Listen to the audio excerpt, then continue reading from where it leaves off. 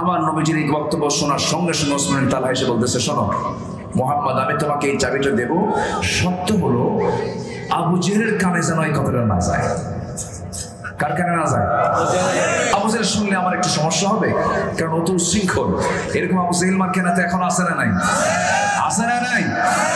জিনিস নিয়ে জিনিসের দাম দেয় না, এরকম ছেঁচড়া মার্কেট নেতা নাই? আছে কিনা? আবু জেহেল এগুলো করতো। আবু জেহেল কোন জিনিস নিয়ে জিনিসের দাম দিত না, এই টাইপের চরিত্র তার মধ্যে ছিল। এই উচ্ছৃঙ্খল আবু জেহেল এক সাহাবীর কাছ থেকে এক বস্তা আটা নেয়, আটার দাম দেয় না। সে সাহাবী এসে বলেন, হুজুর আমি তার কাছ থেকে আটার দাম পাবো, কিন্তু আটার দাম দেয় না। কিন্তু তুমি চাইছো কেন? একদিন চাইলাম বললো অমুক দিন আসিস, আরেকদিন চাইলাম বললো তুই কি টের পাস না আমি তোকে দেবো কি দেবো না? এরকম আছে কিনা বলেন? শেষ পর্যন্ত নবীর কাছে গিয়ে আর্জি করলেন। রাসূল বলেন, ঠিক আছে চলো। আমার নবী যেবার চলে আসছেন আবু জেহেলের বাড়িতে, দরজায় তার ডাক দিয়ে বলেন, চাচা এই সাহাবীকে আপনার কাছ থেকে কিছু লেনদেন আছে নাকি, পাবে নাকি? হ্যাঁ বাবা পাবে তো, সে আমার কাছ থেকে এক বস্তা আটার দাম পাবে, দিয়ে দেন। অবশ্যই দিচ্ছি বাবা, এক্ষুনি দেবো। আমার নবী আশ্চর্য হয়ে যাচ্ছেন, এত বড় পিসাব কেমন হয়ে গেল, যা করি তাই শোনে। আমার নবী বলেন, দিয়ে দেন বাবা, শুধু দাম দেবো না, সিন্ধুকের চাবি সহ দেবো, শর্ত হলো তুমি বাঘ ঠেকাও। আমার নবী পিছনের দিকে তাকায় দেখেন ফেরেশতা বাঘের আকৃতি নিয়ে হা করে আছে। সুবহানাল্লাহ বলবেন না? জোরে বলেন সুবহানাল্লাহ। দুটো বড় আসছে, একটা উটের আকৃতির কথা আসছে, আর একটা হচ্ছে বাঘের আকৃতির কথা আসছে, হাদিসে আসছে। এই ছিল আবু জেহেল। তো এই চাবিওয়ালা বলতেছে, আমি আপনাকে চাবি দিচ্ছি, কিন্তু আবু জেহেল যেন না জানে। আমার নবীজি কাবার চাবিটা হাতের মধ্যে নিলেন, নিয়ে দরজার কাছে গেলেন, দরজা খুললেন। দরজা খুলে ভিতরেই ঢুকে দেখেন একটা নয়, দুইটা নয়, তিনটা নয়, 360টা মূর্তি ওই কাবার মধ্যে তারা সাজিয়ে রেখেছে। লাত, মানত, ওজ্জা, হবল সব সহ সবগুলোই জায়গায় যখন তারা ওইভাবে সাজিয়ে রেখেছে, আমার নবীর মধ্যে রাগ উঠে গেছে। কারণ আমার নবীর রক্তের মধ্যে ইব্রাহিমের রক্ত আছে না নাই বলেন? আসতে বলবেন না, আছে না নাই? নবীজি এত খেপে গেলেন, মনে মনে চিন্তা করলেন এটা ভেঙে চুরমার করে ফেলবো। আমার নবীজি সবগুলোকে ভেঙে আল্লাহর ঘর। আসসালামু আলাইকুম ওয়া রাহমাতুল্লাহি ওয়া বারাকাতুহু। আসসালামু আলাইকুম ওয়া রাহমাতুল্লাহি ওয়া বারাকাতুহু।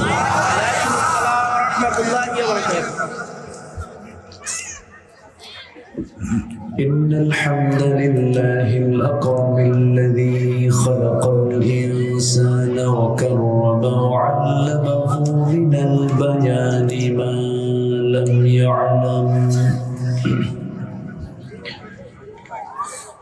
فسبحان الذي لا يحصى امتنانه باللسان ولا بالقلم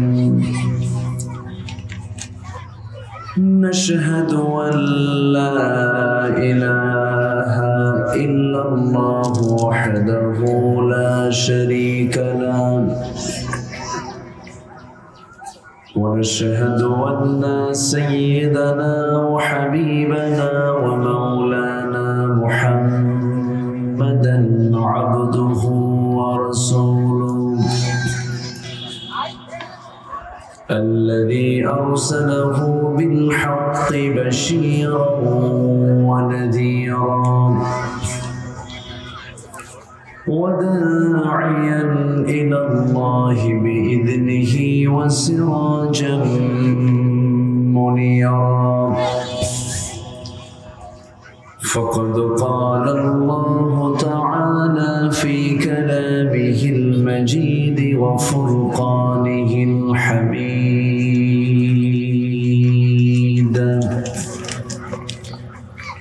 أعوذ بالله من الشيطان الرجيم بسم الله الرحمن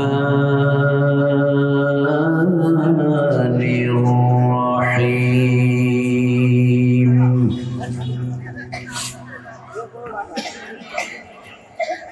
والعصر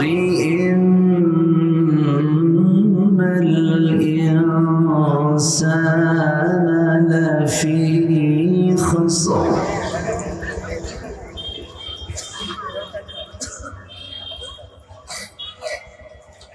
إلا الذين آمنوا وعملوا الصالحات وتواصوا بالحق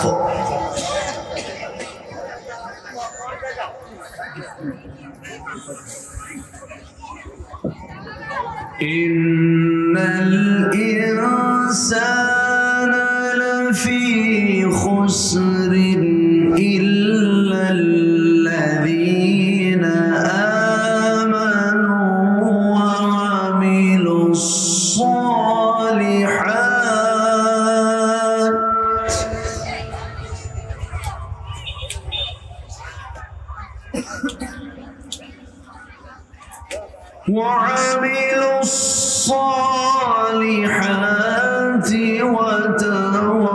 وتواصوا بالحق وتواصوا بالصبر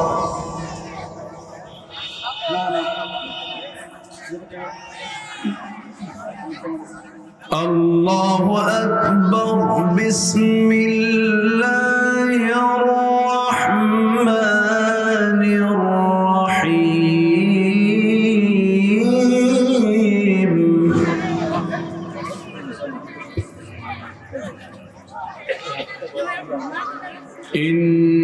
إن الله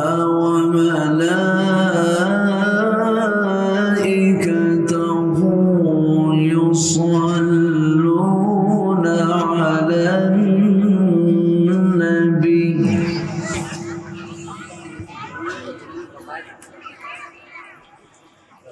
يا أيها الذين آمنوا صلوا عليه وسلموا تسليما اللهم صل على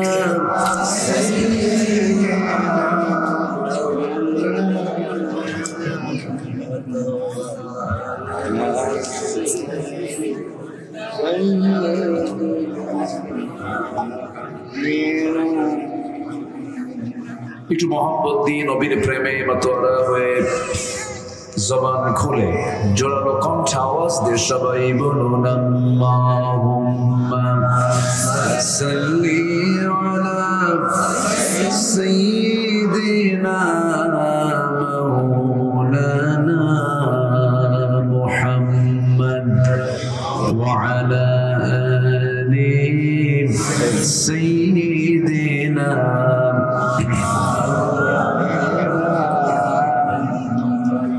শিবে আবু তালিব সে এক কারাগার কাটলো সেথায় তোমার বহুদিন হলো পার শিবে আবু তালিব সে এক কারাগার কাটলো সেথায় তোমার বহুদিন হলো পার না খেয়ে না ঘুমে কত রাত কেঁদে কেঁদে দিন কায়েমের তরে ধৈর্য ধরে ধরে হে রাসূল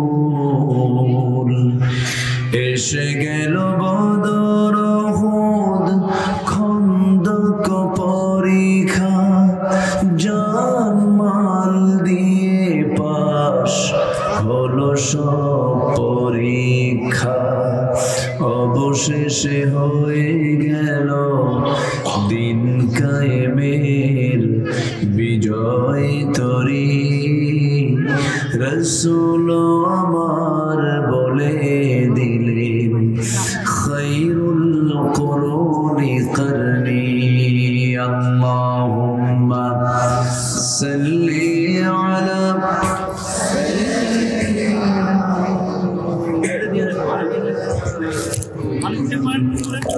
وعلى آل سيدنا مولانا محمد شغيب بلغ العلا بكماله كشف الدجى بجماله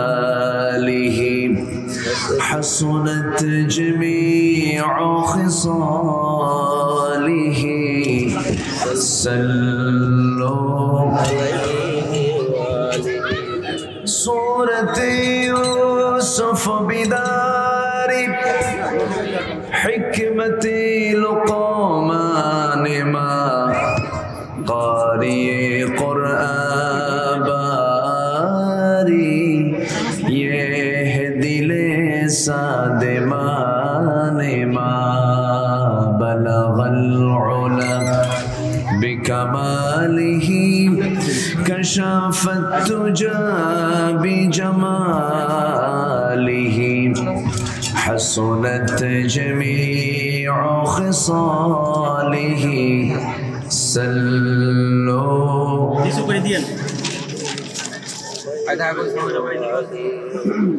আগে আসবেন আপনারা, পরে আসেন কেন? না আমি বাইকিং আছে আপনি দিন ধরে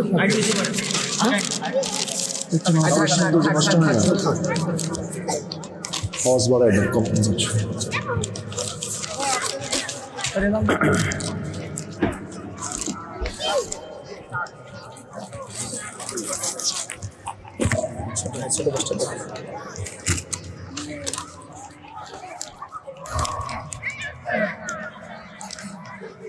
যশোর অঞ্চলের ঝিনাইদহ জেলার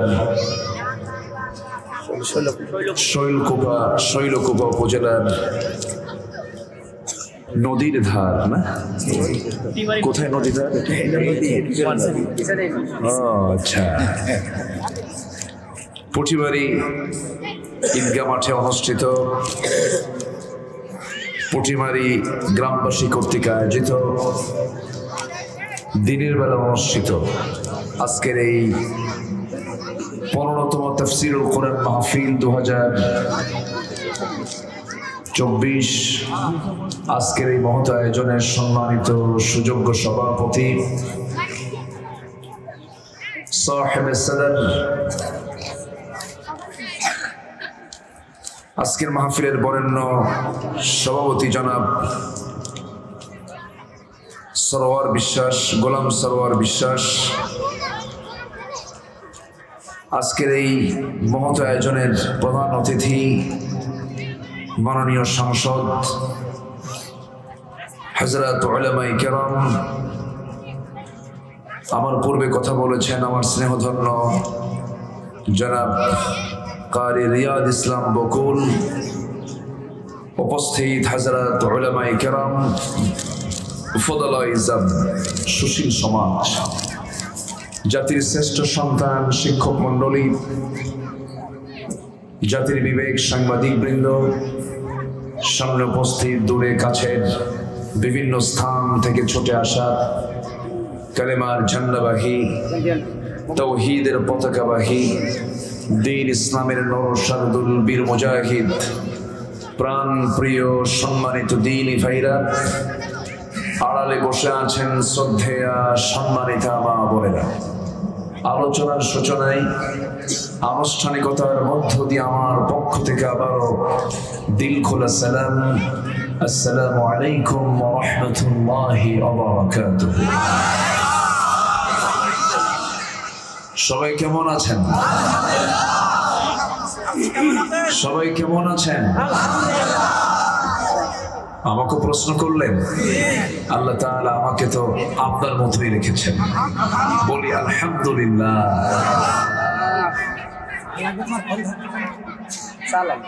সম্মানিত হাজিরিন, থাক, সম্মানিত হাজিরিন, দুপুরবেলা তো এই সময়টা ক্লান্তি কাজ করে সবার ভিতরে।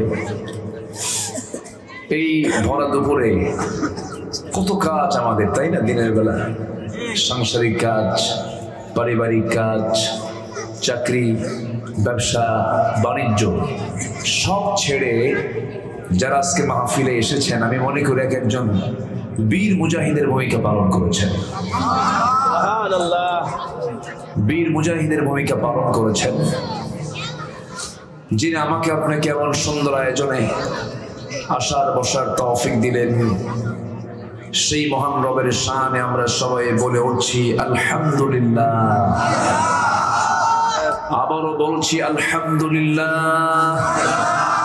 চিৎকার মেরে বলছি আল্লাহুম্মা ইন্নী আসআলুকা আল হুদা ওয়াত তুকা ওয়াল আফাফা ওয়াল গিনা। সবাই বলি আল্লাহুম্মা লাকা আসলামতু ওয়া বিকা আমানতু ওয়া আলাইকা তাওয়াক্কালতু ওয়া ইলাইকা আনাবতু ওয়া বিকা খাসামতু। আমরা আল্লাহ তাআলার শুকর আদায় করে নিলাম। আমি প্রথমেই মা বোনদের দৃষ্টি আকর্ষণ করতে চাচ্ছি, মেহেরবানি করে আপনাদের বসার জায়গাটা পাশাপাশি। সেহেতু আমি মা বোনদের অত্যন্ত আন্তরিকতার সাথে বলতে চাই, কোরআনের মাহফিলে এসে কোরআনের আলোচনা, কোরআন তেলাওয়াত চলাকালীন অবস্থায় কথা বলা কি জায়েজ হতে পারে? আসতে বলবেন, জায়েজ হতে পারে? তাহলে কি হবে? যদি জায়েজ না হয় তাহলে সওয়াব হবে না গুনাহ হবে? গুনাহ হবে। কিন্তু এই জন্য মাদেরকে বলবো অন্তত মাহফিল টাইমটা একটু কথা না বলার জন্য। কারণ আল্লাহ তাআলার সরাসরি হুকুম, কোরআনের আলোচনা তেলাওয়াত যখন হয়, ওয়ানসিতু ফাসতামিউ লাহু ওয়ানসিতু, অর্থাৎ তোমরা দুটো কাজ করবে মাহফিলে এসে। একটা হলো চুপ থাকবে এবং মনোযোগ সহকারে শুনবে। তাহলে মাহফিলের বৈশিষ্ট্য হলো, আল্লাহ দেখতে চান মাহফিলের শ্রোতাগুলো থাকবে দুই গুণে গুণান্বিত। একটা হলো কথা বলো না, চুপ থাকা, চুপ থাকা। আরেকটা কি?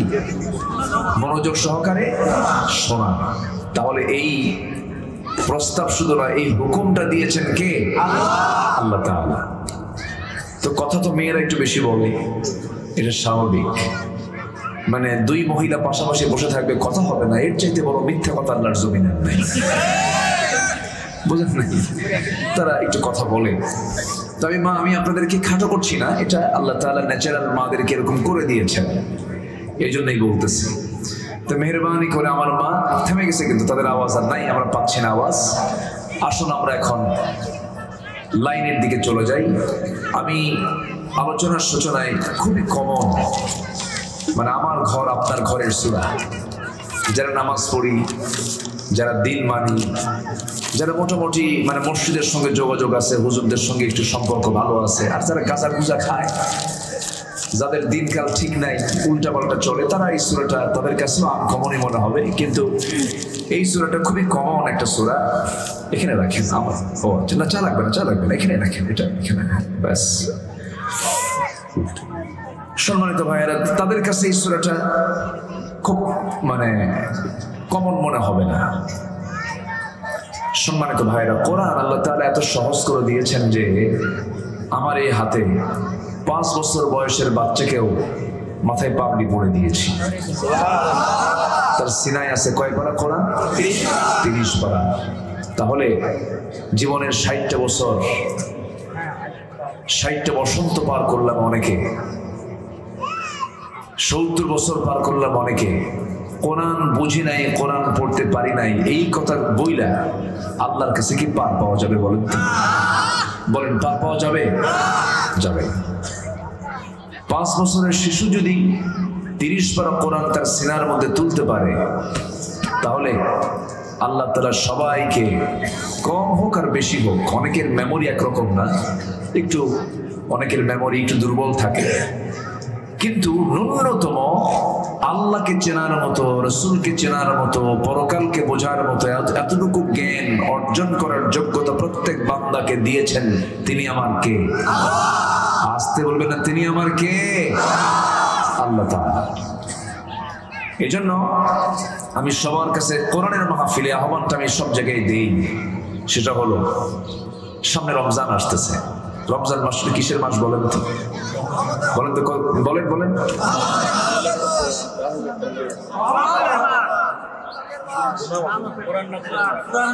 আমি যেটা শুনতে চাচ্ছি সেটা বলতেছেন না আপনারা। কোরআন নাজিলের মাস, এই তো আমি যেটা বলতেছি, আমি তো আগের ওয়াজের সঙ্গে মিলে তো উত্তর দিতে হবে, তাই না? তাহলে কি নাজিলের মাস? রহমতের মাস, বরকতের মাস, রোজার মাস, না খেয়ে থাকার মাস। কোরআনে কোথাও এই কথা কিন্তু বলা নাই। আল্লাহ তাআলা রমজান মাস নিয়ে তিনি পরিচয় দিচ্ছেন এই মাসের পরিচয় কি। আল্লাহ রাব্বুল আলামিন বলেন, শাহরু রমাদানাল্লাযী উনজিলা ফীহিল কুরআন হুদাল লিন-নাসি ওয়া বায়িনাতিন মিনাল হুদা ওয়াল ফুরকান। জোরে বলুন আল্লাহু আকবার। রমজান মাস আল্লাযী, যে মাসে উনজিলা নাযিল করা হয়েছে, আল্লাযী উনজিলা ফীহিল কুরআন, কোরআনকে নাযিল করা হয়েছে। আর কোরআনটা কি কিতাব? কোরআন হলো সত্য এবং মিথ্যাকে বোঝার জন্য, সত্য মিথ্যার পার্থক্য সৃষ্টিকারী কিতাবকে আল্লাহ রাব্বুল আলামিন কোরআন বলেছেন। জোরে বলি সুবহানাল্লাহ। কোরআনের আরেকটা নাম হলো ফুরকান। আরেকটা নাম কি? ফুরকান। তাহলে কোরআন পড়লে বোঝা হয়ে যাবে যে কোনটা সত্য আর কোনটা মিথ্যা, কোনটা ভালো কোনটা মন্দ, কোনটা হালাল কোনটা হারাম। তাহলে এটা বোঝা হয়ে যাবে কোন কিতাব পড়লে? কোরআন পড়লে। কিন্তু এটা পারি না, তাহলে বুঝবো কেমনে? চলবে তো অন্য কেউ না, আমার চলা আমাকে চলতে হবে। আমার চলা কি অন্য কেউ চালাবে? আমার খাবার আমাকে খেতে হবে, আমার পেটের ক্ষুধা আমাকে পেটের মধ্যে খাবার তুলে আমার পেটের ক্ষুধা নিবারণ করতে হবে। ঠিক তেমনি আমার সত্য মিথ্যা বোঝার জন্য অন্য কেউ আমাকে বোঝে, অন্য কেউ তো বুঝলে হবে না, বুঝতে হবে আমারটা আমারই। এই জন্য সবার কাছে আমার প্রথম উদাত্ত আহ্বান, এটা মাথায় রাখবেন। আমি আব্দুল আমিন, তেমন ইলম কালাম নাই, দাওয়াত দিয়েছেন, আসছি। সামনে রমজান খুব দোরগোড়ায়। এই কোরআন সুন্দর করে সহি করে তেলাওয়াত করতে শিখতে মাত্র অনেক ব্রেন আছে, 3 দিনে হয়ে যায়। আলহামদুলিল্লাহ বলে। কদিনে হয়ে যায়? 3 দিনে হয়ে যায়। 29টা অক্ষর শিখে নেবেন, সুন্দর করে মাখরাজটা শিখিয়ে নেবেন। কোরআন শিখতে হবে সবার আগে। রমজান মাসে কোরআনের কোর্স কমপ্লিট হবে। আমি প্রথমে ওয়াদা করে নিতে চাই সবাইকে, কোরআনের মাহফিলে কোরআনটা সহি করে সবাই পড়বেন রমজান মাসে। যারা পারেন তারা তো পড়বেনই, যারা পারেন না তারা শিখবো। একটু হাত তুলে দেখা, দেখি হাত তুলেন, দেখি হাত। কিন্তু সবাই তুলে নাই এখনো। কোরআন শিখতে হবে, কোনো কাহিনী চলবে না। হাত তুলেন সবাই। আমরা মুসলমান তো যিনি হাত তুলবে নাই ভাববো উনি অন্য ধর্মের মানুষ। বলেন ইয়া আল্লাহ, ইয়া আল্লাহ। আগামী রমজানে তোমার নাযিল করা কোরআন, তোমার রমজান মাসে আমরা শেখার চেষ্টা করব। আল্লাহ আমাকে শেখার, আমাকে বোঝার, আমার জিহ্বাকে সহজ করার সকল ব্যবস্থা তুমি আল্লাহ করে দাও। জোরে বলে আমিন, আরো জোরে আমিন। রাগ করলেন ভাইরে? এই কোরআন কিন্তু খুব সিরিয়াস কিতাব। এই কিতাব যদি আপনার বিরুদ্ধে যায়, রাসূলও কিছু করতে পারবেন না। আমার নবীজি হাসরের ময়দানে 4 বার আসবেন, সহিহ বর্ণনা হাদিসে আসছে। কয়বার? 4 বার। প্রথমবার কিছু উম্মতকে সাথে নিয়ে জান্নাতে চলে যাবেন। আল্লাহ আমাদের প্রথম চান্সে যাওয়ার তৌফিক দান করুন। মসজিদে না গেলেও চলবে, হ্যাঁ? তাহলে মসজিদে যেতে হবে সবার শেষে না সবার আগে? তাহলে চান্স হবে সবার আগে। সম্মানিত ভাই, আজকে সকালে আমি ঘুম থেকে উঠে একটু স্টাডি করি। ঘুম থেকে উঠি ফ্রেশ মাইন্ডে কোরআন আর হাদিস একটু পড়ার চেষ্টা করি। আজকে একটা হাদিস পড়লাম, এর আগেও পড়েছি, ভুলে গেছি, আবার পড়ছি। যখন কোনো বান্দা রাতের বেলা ঘুমায়, ঘুমানোর পর শয়তান তার কাছে এসে বলে আলাইকা লাইলুন তাফীল, তোমার জন্য রাতটা অনেক লম্বা, ঘুমাও। ফজরের সময় সে আরো ডিস্টার্ব করে, প্রচন্ড ডিস্টার্ব করতে থাকে। সেই সময় শয়তান 3টে গিট মারে। কয়টা গিট মারে? এলাকে গিট কয় না কি কয়? ওই যে দড়ি কি মারে বলেন ভালো করে কর।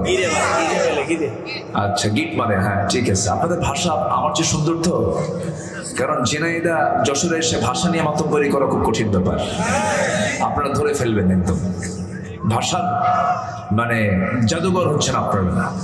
ভাষার যত সৌন্দর্য সব আল্লাহ তাআলা আপনাদের মধ্যে ঢেলে দিয়েছেন, বলি আলহামদুলিল্লাহ। তো 3টে গিট মেরে দেয় শয়তান। ওই ফজরের যখন আযান দেয় তখন আরো ভালো করে খুব চেষ্টা করে এবং বলে বারবার জিকির করে আলাইকা লাইলুন তাফীল, তোমার জন্য রাতটা অনেক লম্বা, ঘুমাও। 3টে গিট একদম শক্তভাবে লাগায়। ওই সময়ে যদি কোনো বান্দা ফজর নামাজ পড়ার জন্য যদি ঘুম থেকে উঠে বসে যায়, সঙ্গে সঙ্গে একটা গিট ছুটে গেল। যখন ওযু বানায় 2টা গিট ছুটে গেল। যখন নামাজে দাঁড়ালো 3টা গিট ছুটে গেল। সারাদিন শয়তান তাকে ওয়াসওয়াসা দিতে পারে না। জোরে কান সুবহানাল্লাহ। কিন্তু আমরা তো প্রথম গিটটাই ভাঙতে পারি না। রাগ করতেছেন আপনারা?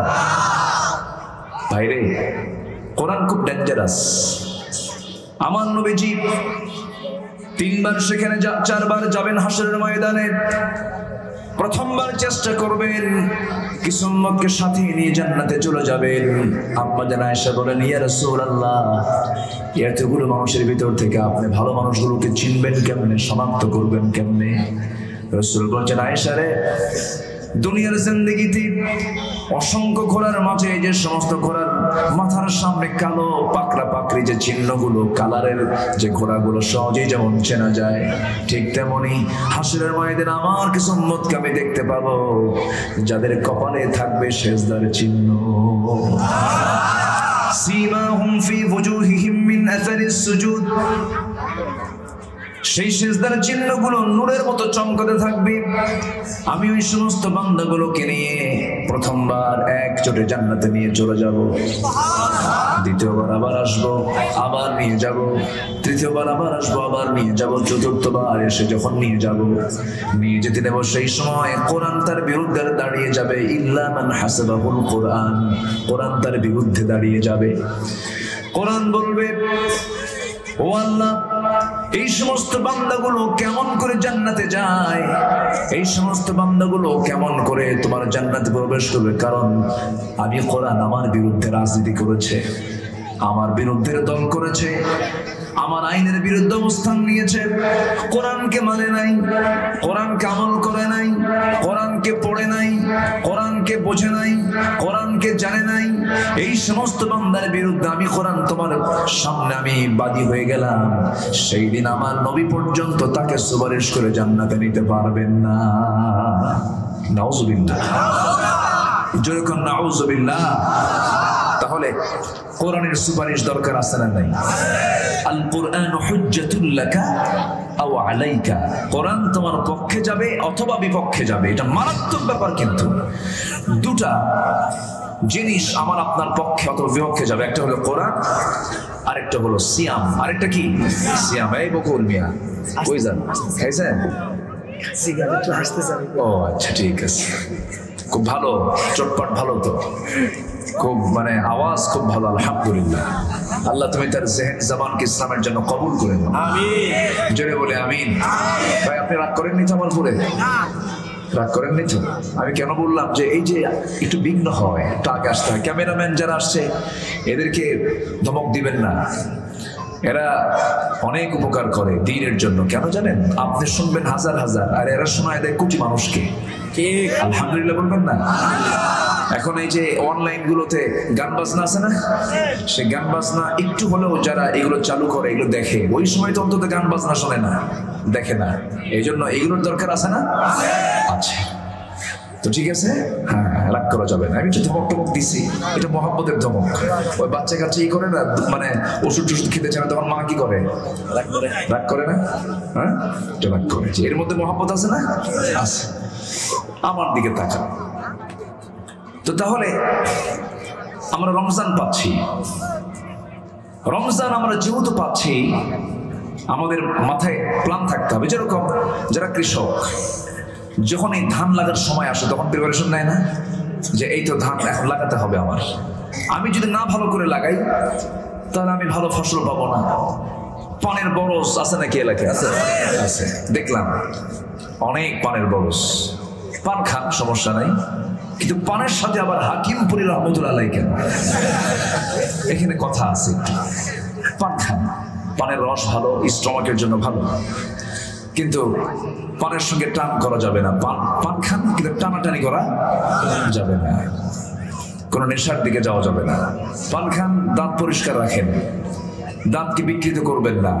আমার নবীজি মৃত্যুর আগেও তার দাঁত ছিল মুক্তোর দানার মতো চকচকে। জোরে বলে সুবহানাল্লাহ। আল্লাহ তাআলা মার পেটে মার মাসিক অসুখ বন্ধ করে দিয়েছেন, কিন্তু খাবারের ব্যবস্থা কিন্তু ওই রক্তগুলোকে আল্লাহ তাআলা মুখ দিয়ে খাওয়াতে পারতেন, খাওয়ার নাই। খাওয়াইছেন হলো তার দিয়ে, নাফি দিয়ে। কেন? এই মুখটা পরিচ্ছন্ন রেখেছেন, কারণ এই মুখে থাকবে শুধু কার জিকির? আল্লাহ। আসতে বলবেন না, কার জিকির? এখন কি আল্লাহর জিকির থাকে না পান খাওয়ার বিড়ি খাওয়া থাকে? ঠিক আছে, রাগ করতেছেন মুরব্বী? রাগ করা যাবে না। আল্লাহ সব সুন্দর করে দিয়েছেন, সুন্দর টিকে রাখতে হবে। ওয়ালা তুলকু বিআইদিকুম ইলা তাহলুকা, নিজকে ধ্বংসের দিকে ঠেলে দেওয়া যাবে না। লাঞ্চ দিয়েছেন ফ্রেশ, বিড়ি খেয়ে নষ্ট করবেন, আল্লাহ ধরবেন না? ধরে ফেলবেন। তামাক খায়া আপনি ক্যান্সার বানায় ফেলবেন, এটা করা যাবে না। নিজকে ধ্বংসের দিকে ঠেলে দিল। এই দেহের হক যদি আপনি নষ্ট করেন, এই দেহ নিয়েও প্রশ্ন করবেন কে? আল্লাহ। আল্লাহ তাআলা। সম্মানিত ভাইয়েরা, তাহলে সবকিছুর একটা প্রিপারেশন থাকে। আমার নবীজি রজব মাস থেকে প্রিপারেশন নিতেন। শাবান তো এই তো সামনে রমজান চলে আসতেছে। আমার নবীজি রমজান যখন আসে নাই তার 2 মাস আগের থেকে প্রায় দোয়া করতেন। যারা পারেন ঠোঁট মিলিয়ে বলুন, আল্লাহুম্মা বারিক লানা ফি রজব ওয়া শাবান ওয়া বাল্লিগনা রমাদান। আল্লাহ রজব শাবানের বরকত দিয়ে দাও, রমজান পর্যন্ত হায়াত বাড়ায়া দাও। 2 মাস আগের থেকে বলতেন, আল্লাহ মালাকুল মউত যেন রমজানের আগে আমার না আসে, রমজান পর্যন্ত আমার হায়াতটা বাড়ায় দিও। কেন? এই রমজান যদি আমার জীবনের শেষ রমজান হয়, আল্লাহ তুমি এই রমজানের ওসিলায়, এই রমজান মাসের বরকতে আমার গুনাহ যেন সব মাফ হয়ে যায়। এটা বিশাল ব্যাপার। আমরা টেরই পাই না রমজান আসে কখন আর যায় কখন। এরকম লোক আছে না? আসে কখন আর যায় কখন টেরই পাওয়া যায় না। সম্মানিত ভাইরা, সম্মানিত বন্ধুগণ, আমরা সময়কে বেশি লস করে ফেলি, সময়কে বেশি নষ্ট করে ফেলি। আজকে আমার সূরার নাম হলো সময়। আজকে আমার সূরার নাম কি বলেন? সময়, দ্য টাইম, সময়। ওয়াল আসর, খুব কমন সূরা, খুব সহজ সূরা। আর এই সূরাটা সাহাবীরা সালাম দিয়ে পরস্পর দেখা হলেই এই সূরা পড়তেন। আমরা সালাম দেওয়া শেষ হলে, ভাই তোমার পানের বরজের কি খবর? আমরা এই কথা কই না, আমরা বিভিন্ন মানে কথাবার্তা বলি, কিন্তু সাহাবীরা দুজন মিল হলে সালাম দিয়ে বলতেন ওয়াল আসর ইন্নাল ইনসানা লাফি খাসর। সাহাবীরা কেঁদে ফেলতেন, এই সূরাটা পড়তেন আর কাঁদতেন। আমার বন্ধুগণ, আল্লাহ রাব্বুল আলামিন বলেন, ওয়াল আসরি ইন্নাল ইনসানা লাফি খাসরিন ইল্লাল্লাযীনা আমানু ওয়া আমিলুস সালিহাতি ওয়া তাওয়াসাউ বিল হক ওয়া তাওয়াসাউ বিস সাবর। আল্লাহ রাব্বুল আলামিন কালের কসম খেয়েছেন, সময়ের কসম খেয়েছেন। এই পৃথিবীতে আল্লাহ রাব্বুল আলামিন বান্দার জন্য সবচেয়ে মূল্যবান যে জিনিস দিয়েছে সেটা হলো টাইম। এই টাইমটা দিয়েছেন ভালো কাজ করার জন্য না খারাপ কাজ করার জন্য? ভালো কাজ করার জন্য। আল্লাহ রাব্বুল আলামিন সূরা মুলকের ভিতরে বলছেন, হুয়াল্লাযী খালাকাল মাউতা ওয়াল হায়াতা লিয়াবলুয়াকুম আইয়ুকুম আহসানু আমালান ওয়া হুয়াল আজিজুল গফুর। তিনি সেই মহান সত্তা যিনি মৃত্যু এবং জীবনকে সৃষ্টি করেছেন, তোমার যেন তিনি বুঝে নিতে পারেন তোমাদের মধ্যে কোন কোন বান্দাগুলো ভালো কাজ করতে পারে, কোন কোন বান্দাগুলো নেক আমল করতে পারে। তাহলে এই জীবন মৃত্যু দেওয়ার মূল লক্ষ্য হলো এই দুনিয়াতে আমরা খারাপ কাজের জন্য আসছি না, ভালো কাজের জন্য আসছি। কিন্তু দুঃখজনক হলো সত্য, শুধু ঝিনাইদহ না, শৈলকুপা নয়, হরিণাকুণ্ড নয়, মহেশপুর নয়, আমার বন্ধুগণ, শুধু কুষ্টিয়া নয়, শেখপাড়া নয়, শুধু মাগুরা নয়, শুধু যশোর খুলনা নয়, গোটা দেশের দিকে যদি আমরা তাকাই, বিশ্ব নয়, আমি একটু পরেই বলছি, আমার দেশকে নিয়ে একটু ভাবি, এই দেশের সব জায়গায় আপনি যদি জরিপ করতে যান, ভালো কাজের পরিমাণ বেশি না, মন্দ কাজের পরিমাণ বেশি। বলেন বলেন, ভালো কাজ না খারাপ কাজের পরিমাণ বেশি? কিন্তু মুসলমানরা কি খারাপ কাজ বেশি করবে না ভালো কাজ বেশি করবে? কিছু পাপ কাজ হবেই তো, পাপ যে হবে না তা না। ফেরেশতার পাপ নাই, বান্দার পাপ আছে। ফেরেশতার কি পাপ আছে? পাপ হবে কেমন? তো পাপের তো যোগ্যতাই নাই, বিয়ে শাদী নাই, বউ নাই, বাচ্চা নাই, সম্পদ দরকার নাই, কিছু দরকার নাই। আর আমাদের বউ থাকে, বাচ্চা থাকে, ব্যবসা থাকে, বাণিজ্য থাকে, আশা কামনা থাকে, লোভ থাকে। এই জন্য আমাদের মধ্যে কিছু গুনাহ হয়ে যায়। থাকতে পারে না, থাকবে, থাকতে পারে না, থাকবে, এটাই স্বাভাবিক। ফেরেশতার গুনাহ নাই, গুনাহ করার যোগ্যতা নাই, আর আমার গুনাহ আছে, আমার গুনাহ করার যোগ্যতা আছে, এই জন্য আমার গুনাহ হয়ে যায়। সম্মানিত ভাইয়েরা, সম্মানিত বন্ধুগণ, তো এই গুনাহ হবে, গুনাহ হবে না কেন? কিন্তু আমি যদি মুরব্বী এখানে বসে আছেন, আমার বড় উনি, আমি যদি ওনাকে তুই টাকার কথা বলি, এটা আমার জন্য বেয়াদবি হবে না? আচ্ছা, এই বেয়াদবির জন্য কি আমার ফাঁসি হবে? আর আমি যদি ওনাকে গুলি করি, এটা কোন থানা? ও বাবা, এই তো আলাদা থানা। আকালমান দিশারা বাসা, রাগ করতেছেন না? আগের মতো নাই, অনেক চেঞ্জ হয়ে গেছে। মানুষ এখন সভ্য হয়েছে অনেক, আগের চেয়ে একটু ডেভেলপ হয়েছে, বলি আলহামদুলিল্লাহ। তো আমি যদি তাকে তুই বলে সম্বোধন করি, আপনি বলবেন এ তো সুপার ক্লাস বেয়াদব, এর একটা শাস্তি হবে একরকম। আর আমি যদি তাকে মেরেই ফেলে দিই, তাহলে এর শাস্তিটা হবে আরেক রকম। তো দুনিয়াতে আমার আপনার কম বেশি ভুল হবে, কিন্তু এমন কোনো ভুল করা যাবে না যে ভুলে আপনার জান্নাতে বাজেয়াপ্ত হয়ে যাবে। এমন ভুল কি করা যাবে? জান্নাত বাজেয়াপ্ত হয়ে যাবে এমন কিছু ভুল আমি বলে দিই, সবাই শুনবেন না ইনশাআল্লাহ?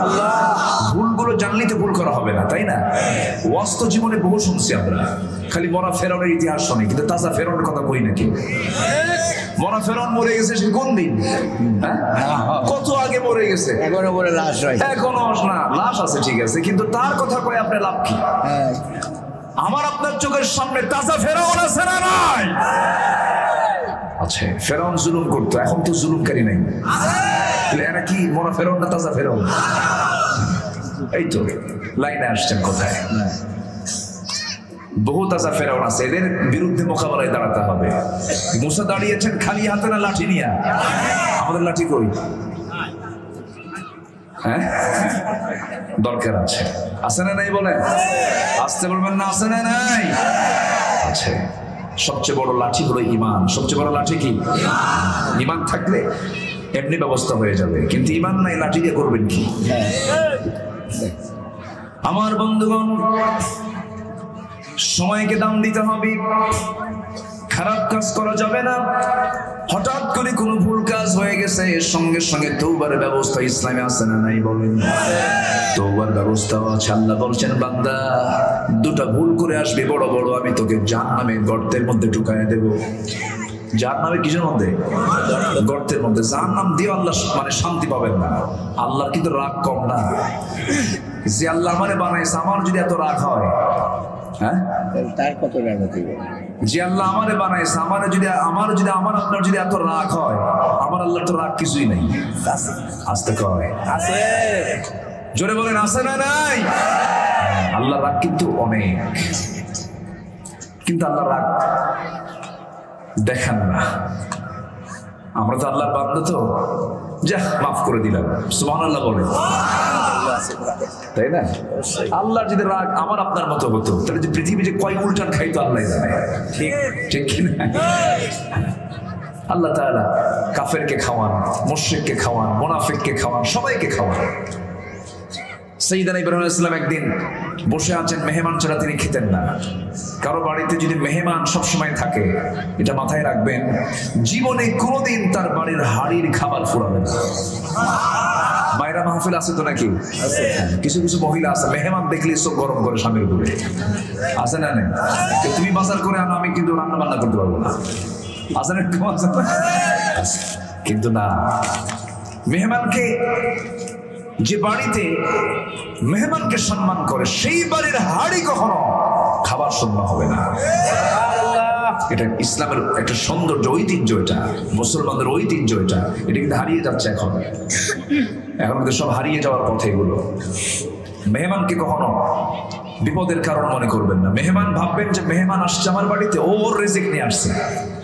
জোরে বলি সুবহানাল্লাহ। সাইয়েদনা ইব্রাহিম আলাইহিস সালাম কখনো মেহমান ছাড়া খেতেন না। একদিন মেহমান পাচ্ছে না, খাওয়া হচ্ছে না। 80 বছরের এক বুড়া ওনার সামনে দাঁড়ায় গেছে, কে আসো বসি, রুটি খাও, বিসমিল্লাহ খাও। তো বিসমিল্লাহ বলবো না। ইব্রাহিম আলাইহিস সালাম করলেন কি, ওই রুটিটা টান দিয়ে বললেন, যাও, তোমাকে খাওয়া দেবো না। আল্লাহ বলেন, ইব্রাহিম তুমি রুটি টান মারার কে? সুবহানাল্লাহ বলবেন না? এই গোলাম, আমার অবাধ্য গোলাম, 80 বছর কোনোদিন আমার নাম নেয় নাই, আমি একবেলাও তাকে না খেয়ে রাখি নাই। দাও রুটি। ও বিসমিল্লাহ বলুক আর না বলুক, হিন্দু হোক, অমুসলিম হোক, বৌদ্ধ হোক, খ্রিস্টান হোক, সে মানুষ, তোমার মেহমান, সম্মান করো। যেরকম সুবহানাল্লাহ। ইসলাম কত উদার। আমার নবীর এক প্রিয় সাহাবী 3 মাস বাজার নাই বাড়িতে। কয় মাস? 3 মাস। আচ্ছা বলেন তো, আমার আপনার বাড়িতে 3 মাস বাজার না থাকলে বউ কি করবো বলেন? আসতে কোন পাশেই বসে আছে, হিসাব টিসাব করে কই। মুরব্বী হাসতেছে কিন্তু। 3 মাস বাজার নাই। হ্যাঁ বলবো। হ্যাঁ আচ্ছা ঠিক আছে, সমস্যা নাই। এই বলছি তো, এই তো ওয়াজের মধ্যে হয়ে গেছে বলা। 3 মাস বাজার নাই। তার স্ত্রী বলছে, আমার স্বামী 3 মাস যাবত ভালো মন্দ কিছু খেতে পারি না, বাচ্চা কাচ্চা না খাওয়া, তো আপনার পকেট থেকে কিছু পয়সা আমি জমা করছিলাম। পয়সা থাকে না, বাজার সারাদিন খরচ টরচ কইরা পয়সা জমা থাকে, ওই পয়সাগুলো কিন্তু বাড়ির বউ ছেলে মেয়ে এরা কিন্তু নেয়, কিন্তু নেয় না? আপনার পরিবারে নেয় কিনা? আমার পকেট হাতায় মাঝে মাঝে নেয় তো নাকি? এক মহিলা রাসূলকে প্রশ্ন, আচ্ছা স্বামীর পকেট যদি কোনো বউ পকেট থেকে না বলে নেয়, এটা জায়েজ আছে কি? ভালো করে চিন্তা করে খান, কারণ কালকে থেকে কিন্তু চুরি শুরু হয়ে যাবে আমার। হ্যাঁ এরকম কথাও কিন্তু আসছে, স্বামীর সম্পদ সামান্য হলেও তাকে না বলে অন্য কোথাও দেওয়া যাবে না। আছে না নাই বলেন? আচ্ছা, এটা কিন্তু আসছে, ভালো করে চিন্তা করে বলেন। তাহলে স্বামীর পকেট থেকে স্ত্রী যদি না বলে নেয়, কি জায়েজ আছে? আবার কয় আছে, যারা আছে যারা বিয়ে করে নেয়, ওই যে এমনি করে। এখন কার থেকে যা আছে শিক্ষা আল্লাহই জানে। হ্যাঁ, এক কৃপণ স্বামী, হাদিস কিন্তু আমি কিন্তু বানায় বানায় বলছি না, সহি হাদিস। এক কৃপণ স্বামী, তার স্ত্রী আসছে নবীর কাছে, হুজুর আমার স্বামী এমন কৃপণ, বাজারও করে না, খুব কৃপণ, কি করা যায়? তো এখন আমার বাচ্চা কাচ্চা আছে, আমি কি না বলে আমার স্বামীর পকেট থেকে কিছু নিতে পারবো? খুব কৃপণ। হ্যাঁ আচ্ছা, তোমার প্রয়োজনীয় চাহিদা পূরণ করার জন্য না বলে নিও, খুদি গ্রহণ করো, মা ইয়াকফিক, যা তোমার জন্য যা দরকার এমন কিছু তুমি ওটা না বলে নিয়ে নিও। কেউ তো আলহামদুলিল্লাহ কইলেন না, কিন্তু আলহামদুলিল্লাহ তো কইলাম, কিন্তু পকেটে তো টাকা থাকবে না।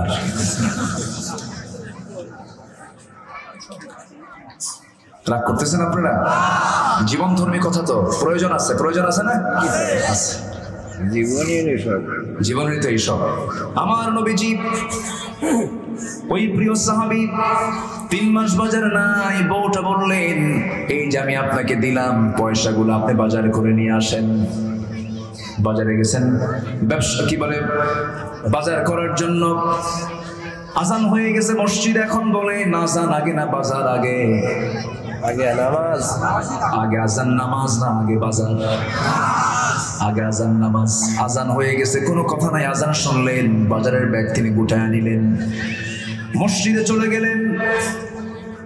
ওই হাসরের ময়দানে আল্লাহ রাব্বুল আলামিন জান্নাত দিবেন অগ্রগামী যারা আজান শোনার সঙ্গে সঙ্গে সব কাজ ফেলে যারা সবার আগে মসজিদে চলে যাবে, আল্লাহ তাদেরকে আগেই জান্নাত দিয়ে দিবেন। এই দুনিয়াতে আল্লাহর কাজ আমরা যারা আগে করব তারা সেদিন সিরিয়াল আগেই থাকবে। তারা ওই সাহাবী করলেন কি, বাজারের ব্যাগটা বন্ধ করলেন, গুটায় নিলেন, মসজিদে ঢুকে পড়লেন, নামাজ পড়লেন। আমার নবীজি বয়ান শুরু করলেন, বয়ান শুনতে শুনতে আসর হলো, নামাজ পড়লেন, আবার বয়ান শুরু হলো, মাগরিব হয়ে গেল, বাজার আর হলো না। এশার নামাজ শেষ করার পরে ওই সাহাবী বাড়ির দিকে ফিরতেছেন, এমন সময় রাসূল সবাইকে মেহমান ভাগ করে দিচ্ছেন, তুমি 3 জন নিয়ে যাও, তুমি 5 জন নিয়ে যাও, তুমি 6 জন নিয়ে যাও। এবার বলছেন তালহা, তুমি তো একাই আসো দেখতেছি, তুমি গরিব মানুষ, এই একটা মেহমান আমি পাইছি, এই মেহমানকে কাকে দেবো, তুমি নিয়ে চলে যাও, বাজার নাই 3 মাস, বাজার নাই 3 মাস। মেহমানের সাথে নিয়ে চলে আসলেন, কিচ্ছু বললেন না, নবীর কথাকে বরকত মনে করলেন, বাড়িতে চলে আসলেন, বউটাকে ডাক দিয়ে সালাম দিয়ে ঢুকলেন। বাড়িতে যে বান্দা, বাড়িতে যে পুরুষ মানুষগুলো সালাম দিয়ে ঢুকবে, সেই বাড়িতে কখনো শয়তান ঢুকতে পারে না। আমরা সালাম দিয়ে ঢুকবো, জোরে বলি ইনশাআল্লাহ, আরো জোরে বলি ইনশাআল্লাহ। সালাম দিয়ে ঢুকবো না সালাম নেবো? ভালো করে কম। বউকে কি সালাম দেওয়া জায়েজ? আস্তে আস্তে কর। বউকে কি সালাম দেওয়া জায়েজ? মনে মনে ভাবতেছেন আমি দেবো সালাম, এরকম চিন্তা করতেছেন নাকি? আবার দেখি লজ্জার বিষয়। সালাম দিয়ে ঢুকলে পরে বরকত বেড়ে যায়। সালাম যখন দিয়েছেন তুসাল্লিমু আলা আহলিহা, সালাম দিয়ে বলতেছেন এই যে ব্যাগ বাজার করে না, এই যে পয়সা তোমার, বাজার হওয়ার সময়, বাজার করার সময় হয় নাই, আমি একজনের সাথে মেহমানকে নিয়ে চলে আসছি। এবার বউ এই কথা শোনার সঙ্গে সঙ্গেই মনে মনে ভাবছেন এই তো আমার বাড়িতে বরকত আসতেছে, আলহামদুলিল্লাহ। দেখছেন কি চিন্তা তাদের, সংসার সুখের হয়। ও এই কথা এলাকায় আছে? আচ্ছা, আমার বন্ধুগণ ভিতরে ঢুকলেন, এবার স্বামী উল্টা বলতেছেন, বউ আমার তুমি তো আলহামদুলিল্লাহ কইলা ভালো কথা, কিন্তু খাওয়াবো কি? কও বাজার টাজারে কিছুই নাই, খাওয়ার তো কিছুই নাই, কি করা যায়? বউ মুস্কি হাসি মেরে বলছে, স্বামী আমার, কোন স্ত্রী তার স্বামীর সামনে যদি একটা মুস্কি হাসি মারে, নফল নামাজের সব আল্লাহ পাক তার আমলনামায় দিয়ে দেন। কার সামনে? স্বামীর সামনে। বয়ফ্রেন্ডের সামনে দিলে পরে? এই যুবকরা কথা পাও,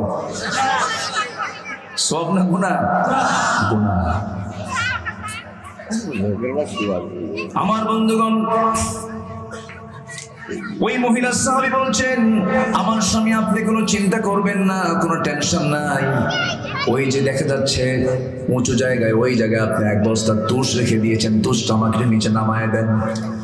তুষের বস্তা যখন সাহাবী তালহা যখন নিচে নামায় দিলেন, সেই তুষের বস্তা হাতের মধ্যে নিয়ে তিনি খুললেন, জানলা নিলেন হাতে, জানলা দিয়ে চালতে চালতে 1 বস্তা তুষ, চালতে চালতে মোটে কিছু জবের খুদ বের হলো।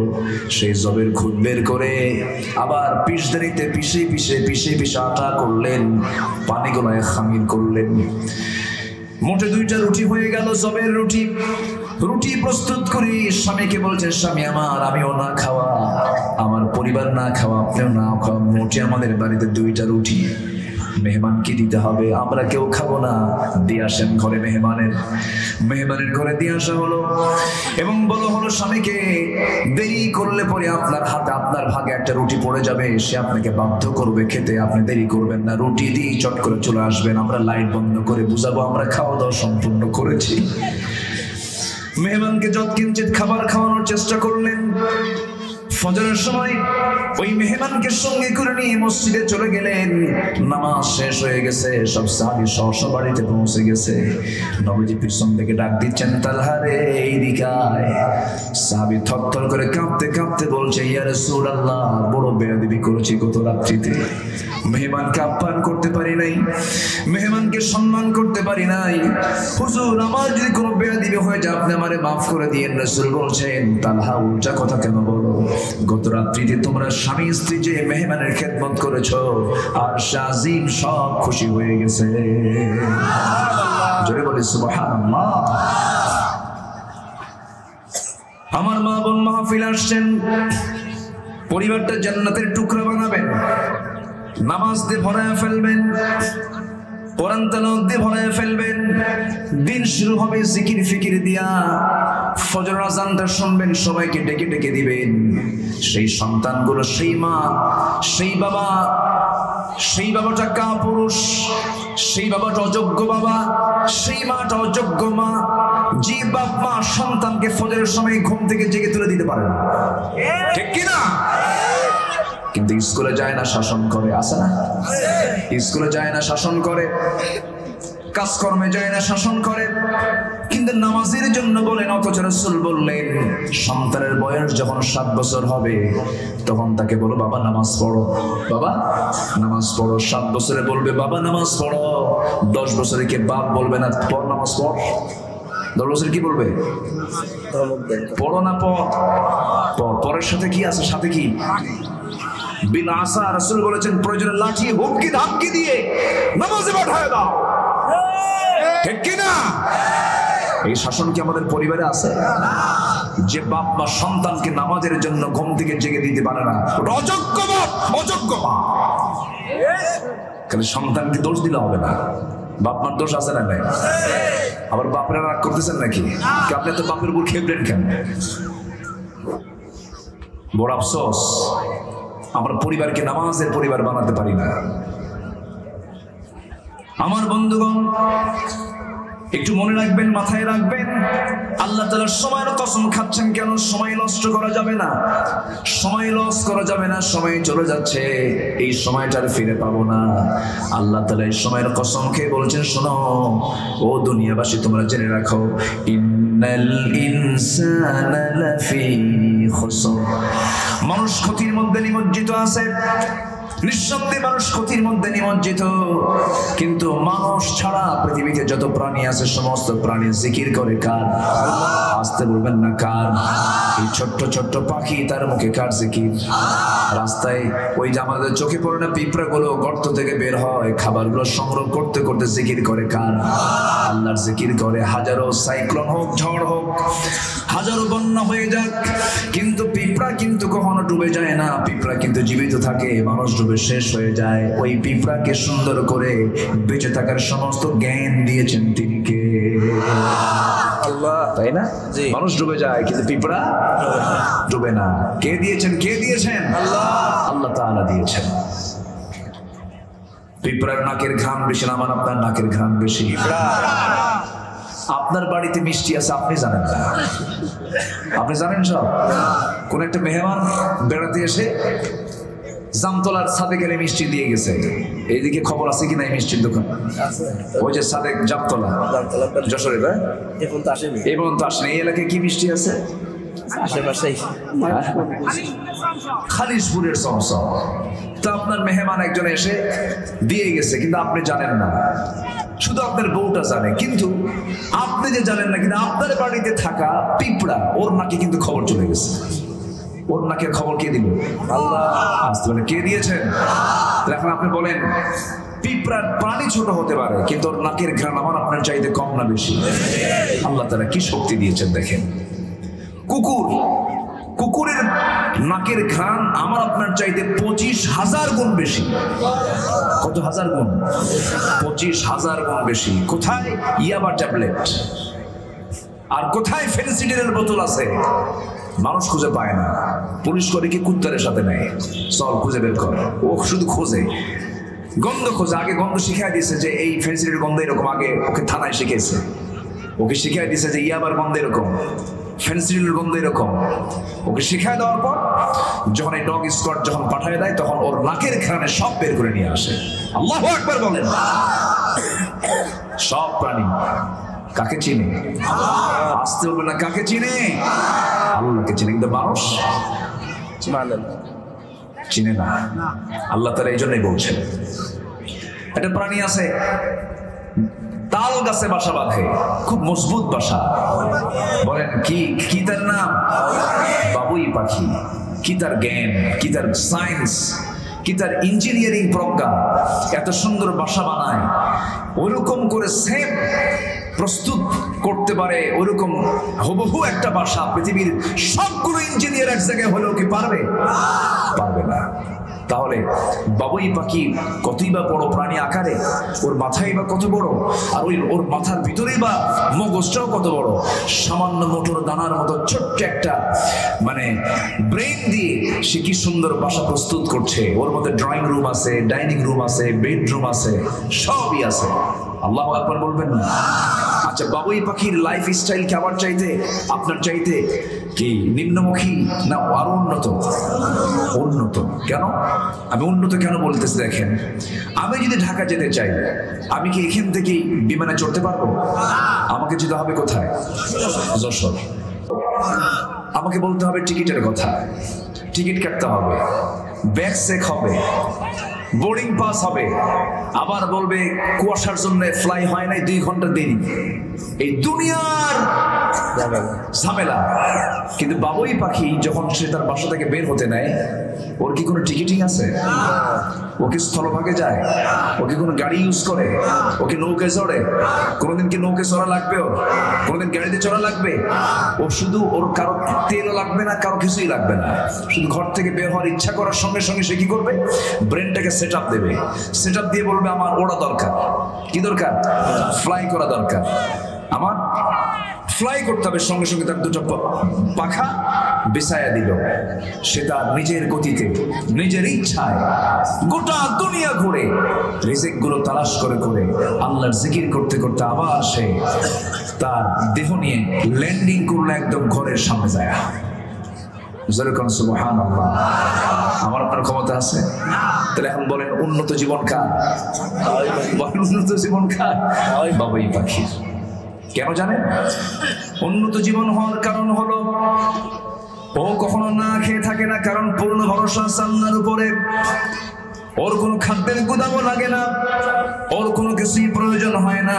সকালবেলা শূন্য পেটে ঘর থেকে বের হয়ে যায়, বিকাল হওয়ার সঙ্গে সঙ্গে উঠতে উঠতে সমস্ত খাবারগুলো রিজিকগুলো খেয়ে আল্লাহর জিকির করতে করতে আবার সুন্দর করে বাসায় ঢুকে পড়ে। জলভাগের ভিতরে সবচেয়ে একটা বড় প্রাণী আছে তিমি।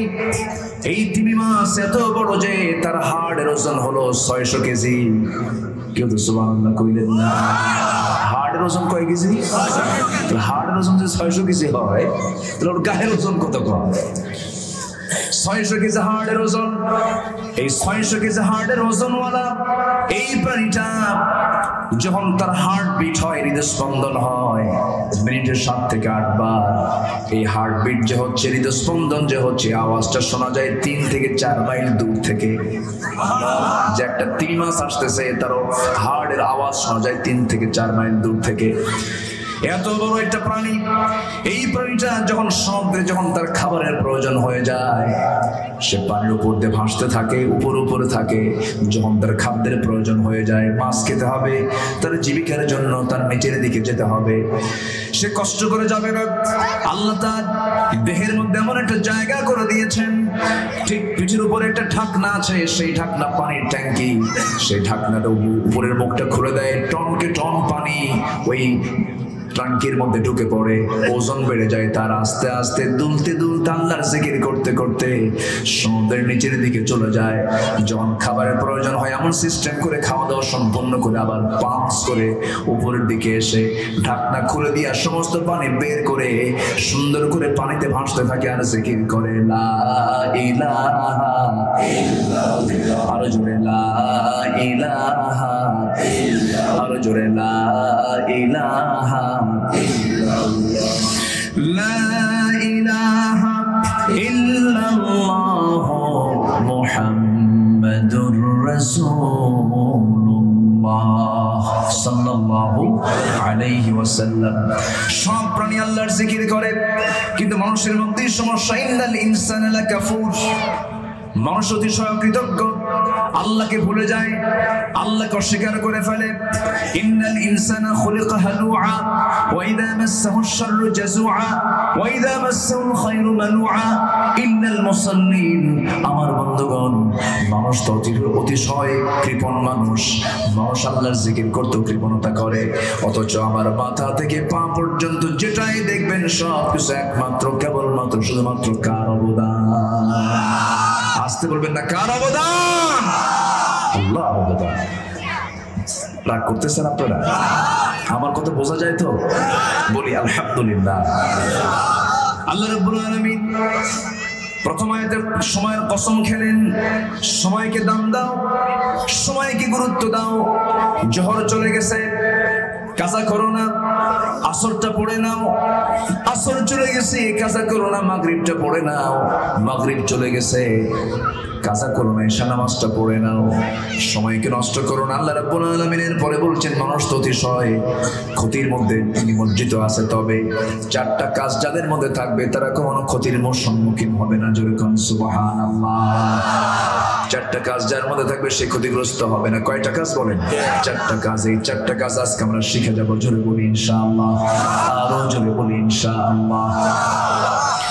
আল্লাহ রাব্বুল আলামিন বলেন, ইল্লাল্লাযীনা আমানু ওয়া আমিলুস সালিহাত ওয়া তাওয়াসাউ বিল হাক্কি ওয়া তাওয়াসাউ বিস sabr। জোরে বলি আল্লাহু আকবার। আল্লাহ রাব্বুল আলামিন বলেন, তবে সেই সমস্ত বান্দাগুলো ক্ষতির আওতায় পড়বে না, ক্ষতির মধ্যে পড়ে যাবে না, যাদের মধ্যে এক নাম্বার গুণ, যারা ঈমান টানবে ভালো করে। কি আনবে বলেন? ঈমান টানবে। আমরা কি এনেছি বলেন? ঈমান কি আনছি না আমরা? ইনশাআল্লাহ ঈমান এনেছি না ঈমান পাইছি? বলেন, আমরা ঈমান আনছি না পাইছি? আমার বাপ মুসলমান, আমি মুসলমান না? বলেন, ভালো করে চিন্তা করে বলেন, আমরা ঈমান এনেছি না ঈমান পাইছি? আমরা, আমার তো মনে হয় পাইছি, বংশ পরম্পরায়। হ্যাঁ, আমার বাবা মুসলমান ছিলেন, আমি জন্মসূত্রে মুসলমান। আমার বাপ মুসলিম পরিবারে জন্ম নিয়েছেন, আমিও মুসলিম পরিবারে জন্ম নিয়েছি। এরকম করে তো আমরা মুসলমান হয়েছি, কিন্তু আমরা ঈমান এনেছি কথাটা যদি বলা হয়, ঈমান আনতে গেলে অনেক কিছু আছে, অনেক বিষয় আছে। আমার বন্ধুগণ, আল্লাহ রাব্বুল আলামিন এখানে কিন্তু বলেছেন ইল্লাল্লাযীনা আমানু, তবে যারা যারা ঈমান এনেছে। আমার দেশে এমন মুসলিম পরিবার আছে, বাবা মুসলমান, ছেলেও মুসলমান, আব্দুর রহমান, আব্দুর রহিম নাম, কিন্তু দেখা যায় তার নামাজের খবর নাই, রোজার খবর নাই, দ্বীনের খবর নাই, ঈমানের খবর নাই, কোরআন হাদিসের চর্চার কোনো খবর নাই, ইসলামকে মানতে চায় না, ইসলামের বিরুদ্ধে কথা বলে। আমার বন্ধুগণ, তার কি এই যে বলতেছে আমি ঈমান এনেছি, সে কি ঈমান আনছে না পাইছে? পাইছে, কিন্তু ঈমানের তো কোনো প্র্যাকটিস তার মধ্যে নাই। আমরা ঈমান পাওয়া অবস্থায় থাকবো না, আমরা ঈমান আনবো। বলেন বলেন বলেন বলেন, কি ঈমান আমরা আনবো? আমার বন্ধুগণ, আমরা বড় ভাগ্যবান। ভাগ্যবানই বলবো আমি, ব্রাহ্মণের ঘরে জন্ম হয়নি, ইহুদির ঘরে জন্ম হয়নি, নাসারার ঘরে জন্ম হয় নাই, বৌদ্ধের ঘরে জন্ম হয় নাই, মুসলিম পরিবারে জন্মগ্রহণ করেছি। এটা আমাদের জন্য প্লাস পয়েন্ট, এটা আমরা অবশ্যই স্বীকার করছি। আমরা কৃতজ্ঞতা আদায় করবো কার? আসতে বলবেন না, কার? আল্লাহর কৃতজ্ঞতা আদায় করবো, শুকরিয়া আদায় করবো। কিন্তু এই মুসলমানিত্ব টিকে রাখার জন্য আমাদের প্রয়োজন চেষ্টা আছে না নাই? বলেন, চেষ্টা করতে হবে, চেষ্টা করতে হবে, স্টাডি করতে হবে, প্র্যাকটিস করতে হবে, ঈমানটাকে টিকে রাখতে হবে। ঈমান তো আনাই যায়, ঈমান আনাটা সহজ, কিন্তু টিকে রাখা কঠিন। আল্লাহ এই জন্য এক জায়গায় বলছেন, ইন্নাল্লাযীনা ক্বালু রাব্বুনাল্লাহু সুম্মা ইসতাকামু তাতানাজ্জালু আলাইহিমুল মালায়েকা আল্লা তাখাফু ওয়া লা তাহজানু ওয়া আবশিরু বিল জান্নাতিল্লাতী কুনতুম তুআদুন। নিঃসন্দেহে যারা বলবে আমার রব আল্লাহ, সুম্মা ইসতাকামু, এবং এর উপরে যে বান্দা টিকে থাকবে, আল্লাহ রাব্বুল আলামিন বলছেন ঈমান এনেছো এবং টিকে আছো, এই দুইটা গুণ যদি অর্জন করতে পারো, আমি তোমাকে আমার নিজ হাতে তোমার হাতে আমি জান্নাত তুলে দেব। জোরে বলি সুবহানাল্লাহ। ঈমান এনেছি, ঈমানটার উপরে টিকে থাকবো। জোরে বলি ইনশাআল্লাহ।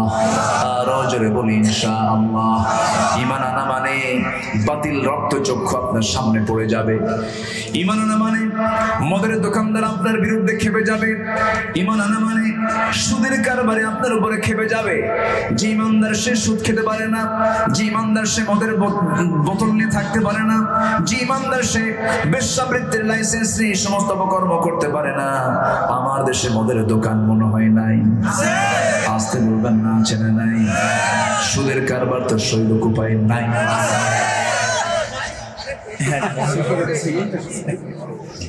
বলেন তাহলে কি আমার ওয়াজ করতে হবে না এগুলো? আমি কি না লাইন চেঞ্জ করব, অন্য লাইনে যাব? আপনি বললেও তো শুনবো না, আপনি বললে তো আমার শোনা যাবে না, আমাকে বলতেই হবে কথাগুলো, ঠিক কিনা? রোজা পেলাম, যে রোজাদার রোজা পাওয়ার পরেও সে তার নিজের জীবনের চেঞ্জ করতে পারলো না, বেহুদা কথা, বেহুদা কাজ, হারাম জীবিকা, হারাম কর্ম ছাড়তে পারলো না। মাল্লাম ইদা কাওলা যুর ওয়াল আমালা বিহি, যে ব্যক্তি বাজে কথা এবং বাজে কাজ, হারাম কাজ ছাড়তে পারলো না, তার রোজা রাখার কোনো প্রয়োজনই নাই, বলেছেন মুহাম্মদ সাল্লাল্লাহু আলাইহি ওয়াসাল্লাম। তাহলে হারাম কাজ আমরা ছেড়ে দেব। জোরে বলি ইনশাআল্লাহ। আচ্ছা, সুদ খাওয়া কি হারাম? সুদখোর হাজি নাই? হজ করছে, সুদও খায়, আছে কিনা? আছে। তাহলে হাজিকে আপনি হাজি না বললে কিন্তু মন খারাপ করে। হজ করে আসছে, হাজি সাহেব বলবেন না, তাহলে এই নামের আগে তো আমি হাজি, তো হাজি বললে খুব খুশি হবে। তাহলে হজ করে আসার কারণে যদি আপনার নামের আগে যদি হাজি লাগানো হয় এবং আপনি যদি খুশি হন, আপনি যদি সুদ খান, তাহলে এটাও লাগানো দরকার। বিশিষ্ট সমাজ সেবক আলহাজ সুদখোর, ঠিক কিনা? যদি এরকম নাম বলা হয়, ও কি আসবে এলাকায়? আসবে না। ও জানে যে এটাও হারাম কাজ, ও নিজেও জানে এই সুদ ভালো কোনো কাম না।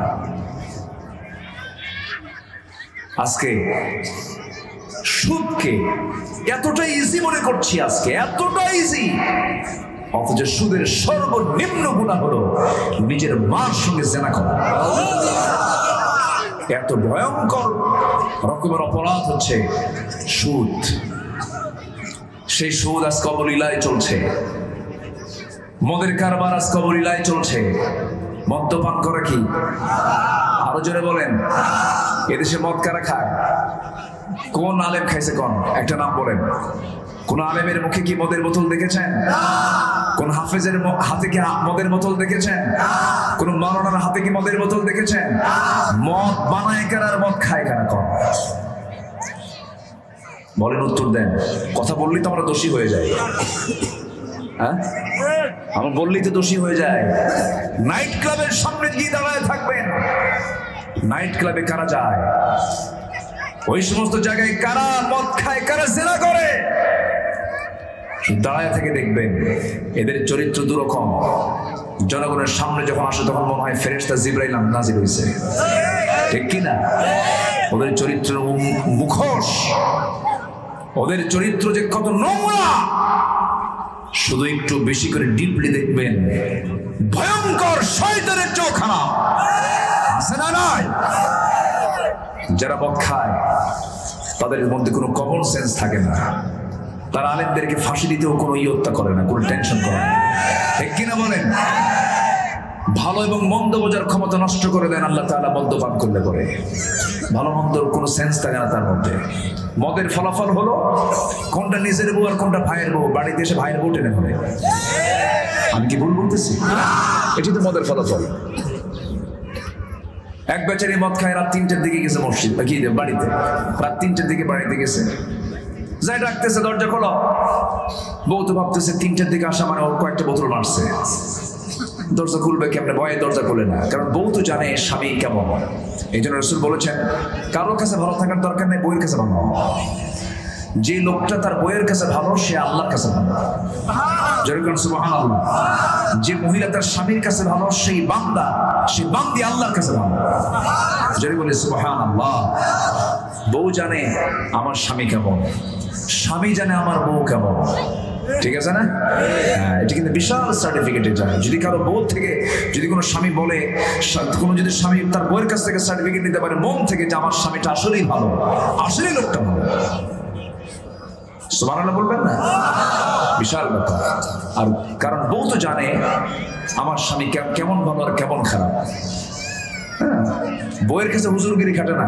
আপনি যত বড় হুজুর হন, বউয়ের কাছে হুজুরগিরি খাটে। তুমি কত নম্বর হুজুর আমার জানা আছে, বসো। কথা বল।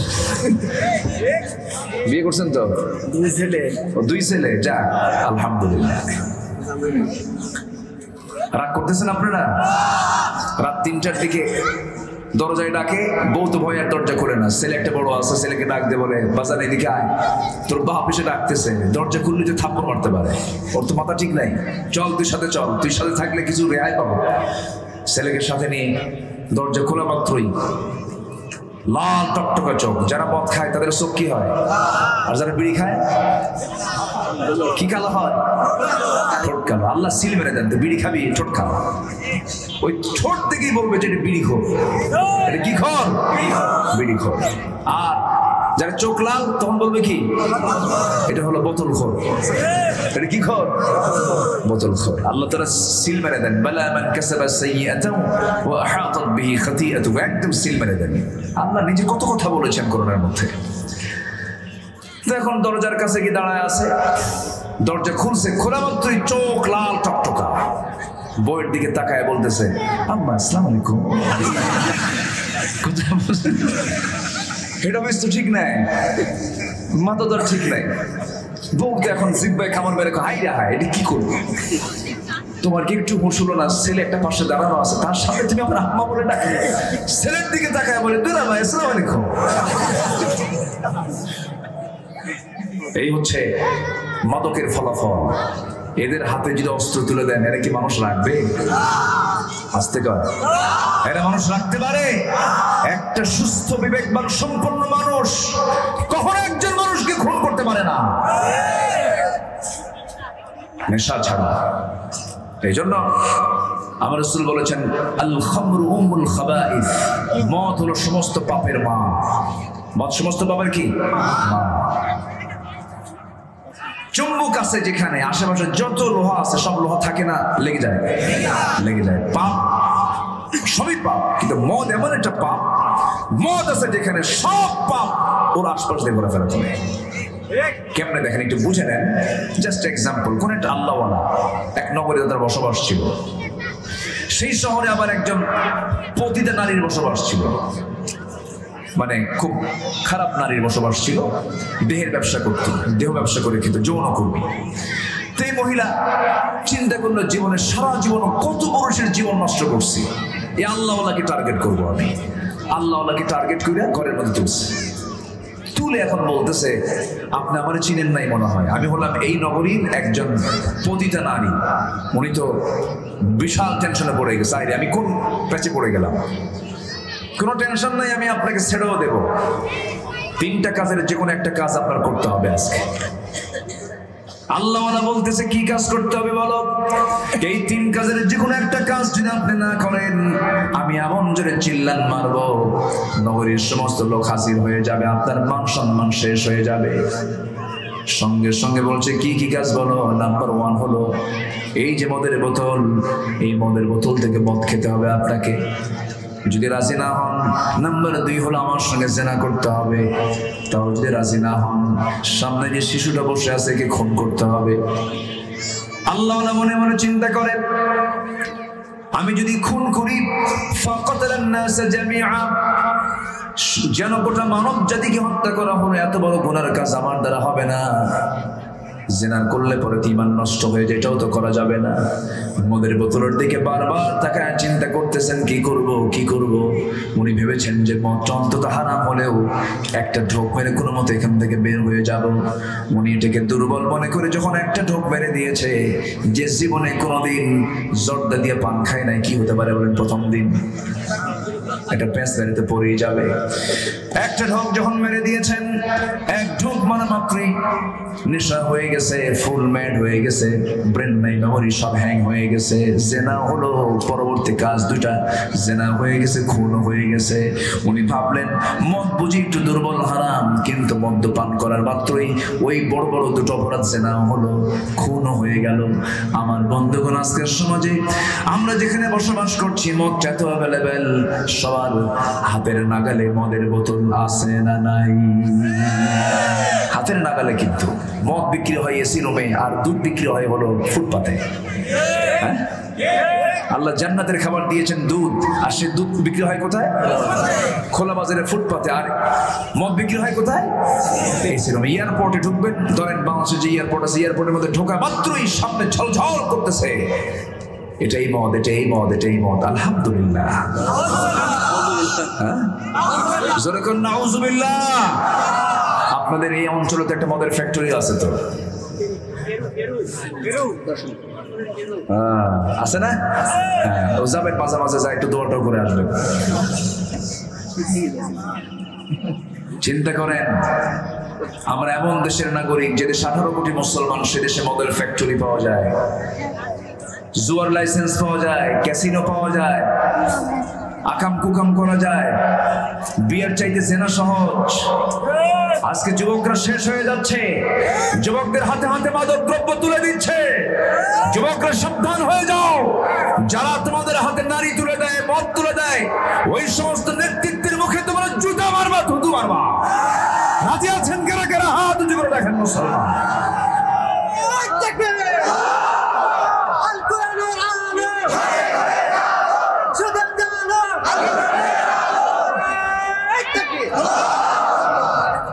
আল্লাহ তুমি সবাইকে বোঝার তৌফিক দাও। জোরে বলে আমিন, আরো জোরে আমিন।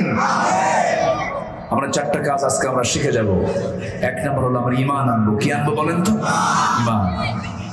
ঈমান আনা মানে হচ্ছে কি জানেন? আমার ইচ্ছায় আমি চলতে পারবো না, আমি চলবো কার ইচ্ছায়? বলেন, কার ইচ্ছায় চলবো? আমি আমার আইনে চলতে পারবো। আমি কার আইনে চলবো?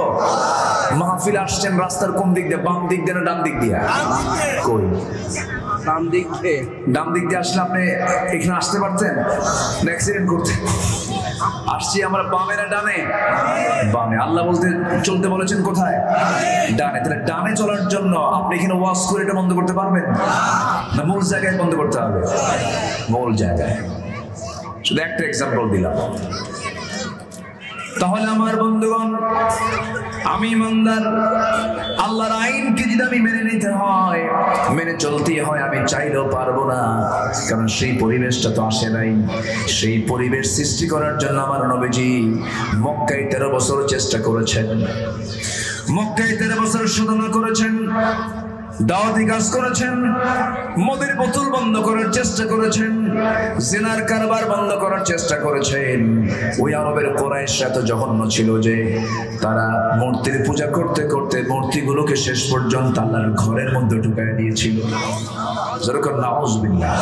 আমার নবীজি একদিন কাবার চত্বরে দাঁড়ায় আছেন, মন খুব চাইলো যে আমি একটু কাবার ভিতরে আজকে ঢুকবো, কাবার ভিতরে ঢুকবো, কিন্তু কাবার একটা দরজা আছে না? কাবার ঘরের দরজা কয়টা? সমস্যা?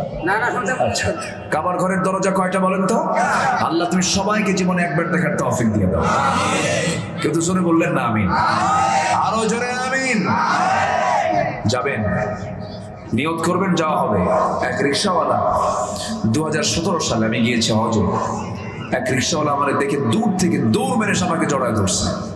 হুজুর, আমি হজে আসছি, আমি দেশে রিক্সা চালাই। তো বলো, রিক্সা চালান, আপনি হজে আসলেন কেমন? এত টাকা খরচ করে? হুজুর, আমি 20 বছর যাবত প্রত্যেক দিন কিছু কিছু টাকা জমাতাম, জমায়া টাকাটা ফিল আপ করে জমা দিছি, টাকার দিকে তাকাই নাই, আমি আগে আল্লাহর ঘরে আসবো। চলে আসছে হজে। সুবহানাল্লাহ বলবেন না? কি টার্গেট তার! আর আমার দেশে বহু শিল্পপতি আছে, 1000 কোটি টাকার মালিক, হজে যাওয়ার নসিব নাই। আছে না নাই? ইউরোপে যায়, আমেরিকা যায়, স্ট্যাচু অফ লিবার্টি দেখতে যায়, সিডনি দেখতে যায়, কত কি দেখতে যায়, কিন্তু তার নসিব হয়নি যে সে কেমন করে আল্লাহর ঘরটা দেখবে।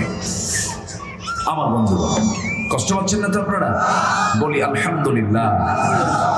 তো আল্লাহর ঘর ওই কাবার দরজার সংখ্যা মোট কয়টা? একটা দরজা। সেই দরজার ঠিক সামনের ঘরটাই ছিল আমার নবীর ঘর। যেরকম সুবহানাল্লাহ, আমার নবীর ঘর আর আল্লাহর ঘর কাবা, তার দরজা বরাবরই ছিল আমার নবীজির ঘর। আমার নবীজি সেই ঘরে ঢুকবেন, এই চিন্তা করতেছেন যে আমি এই ঘরেটা ঢুকবো কেমনে, ঢোকার তিনি ইরাদা করছেন। এমন সময় আমার নবীজি দরজার কাছাকাছি চলে গেছেন, দরজায় তিনি ঢুকবেন। এমন সময় যখন তালা দেখলেন, সেই তালার চাবিওয়ালাকে, চাবিওয়ালার কাছে চলে গেলেন, চাবিওয়ালাকে সামনে ডেকে নিয়ে বললেন, চাবিওয়ালা ওসমান বিন তালহা, আমাকে কাবার চাবি ঠিক সময়ের জন্য দিবা নাকি?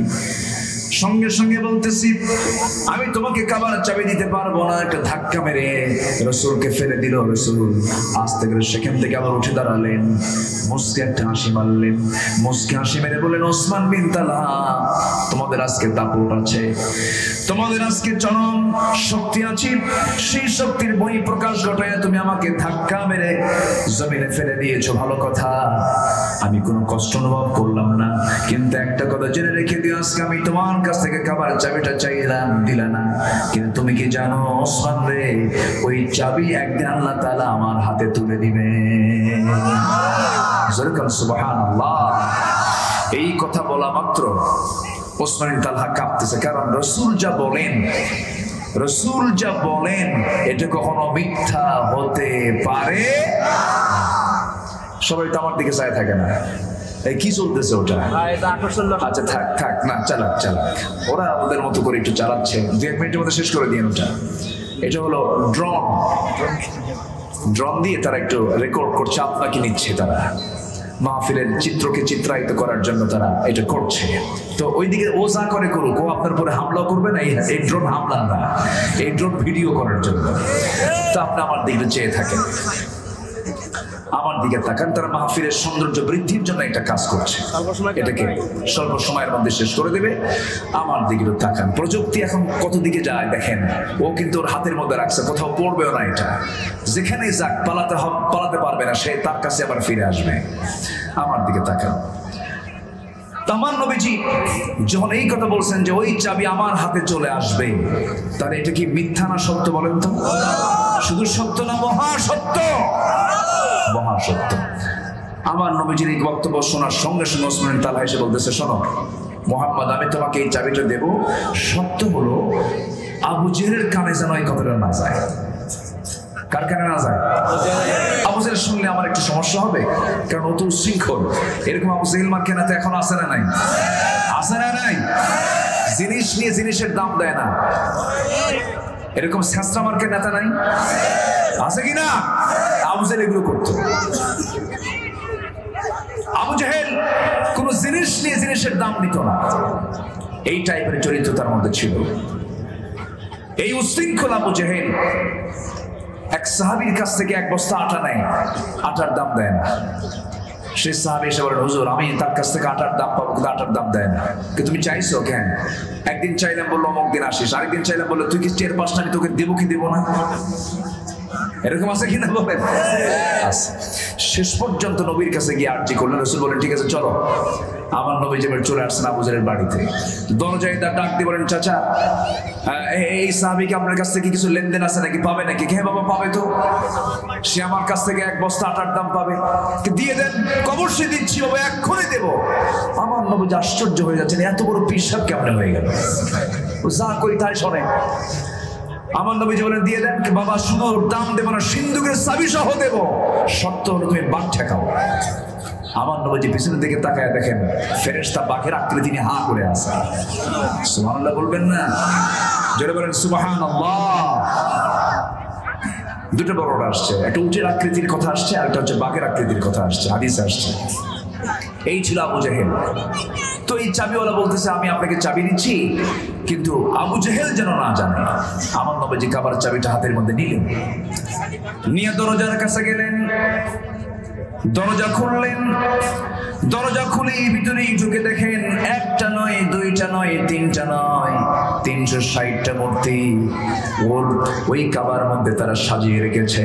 লাত, মানত, ওজ্জা, হবল সব সহ সবগুলো ওই জায়গায় যখন তারা ওইভাবে সাজিয়ে রেখেছে, আমার নবীর মধ্যে রাগ উঠে গেছে।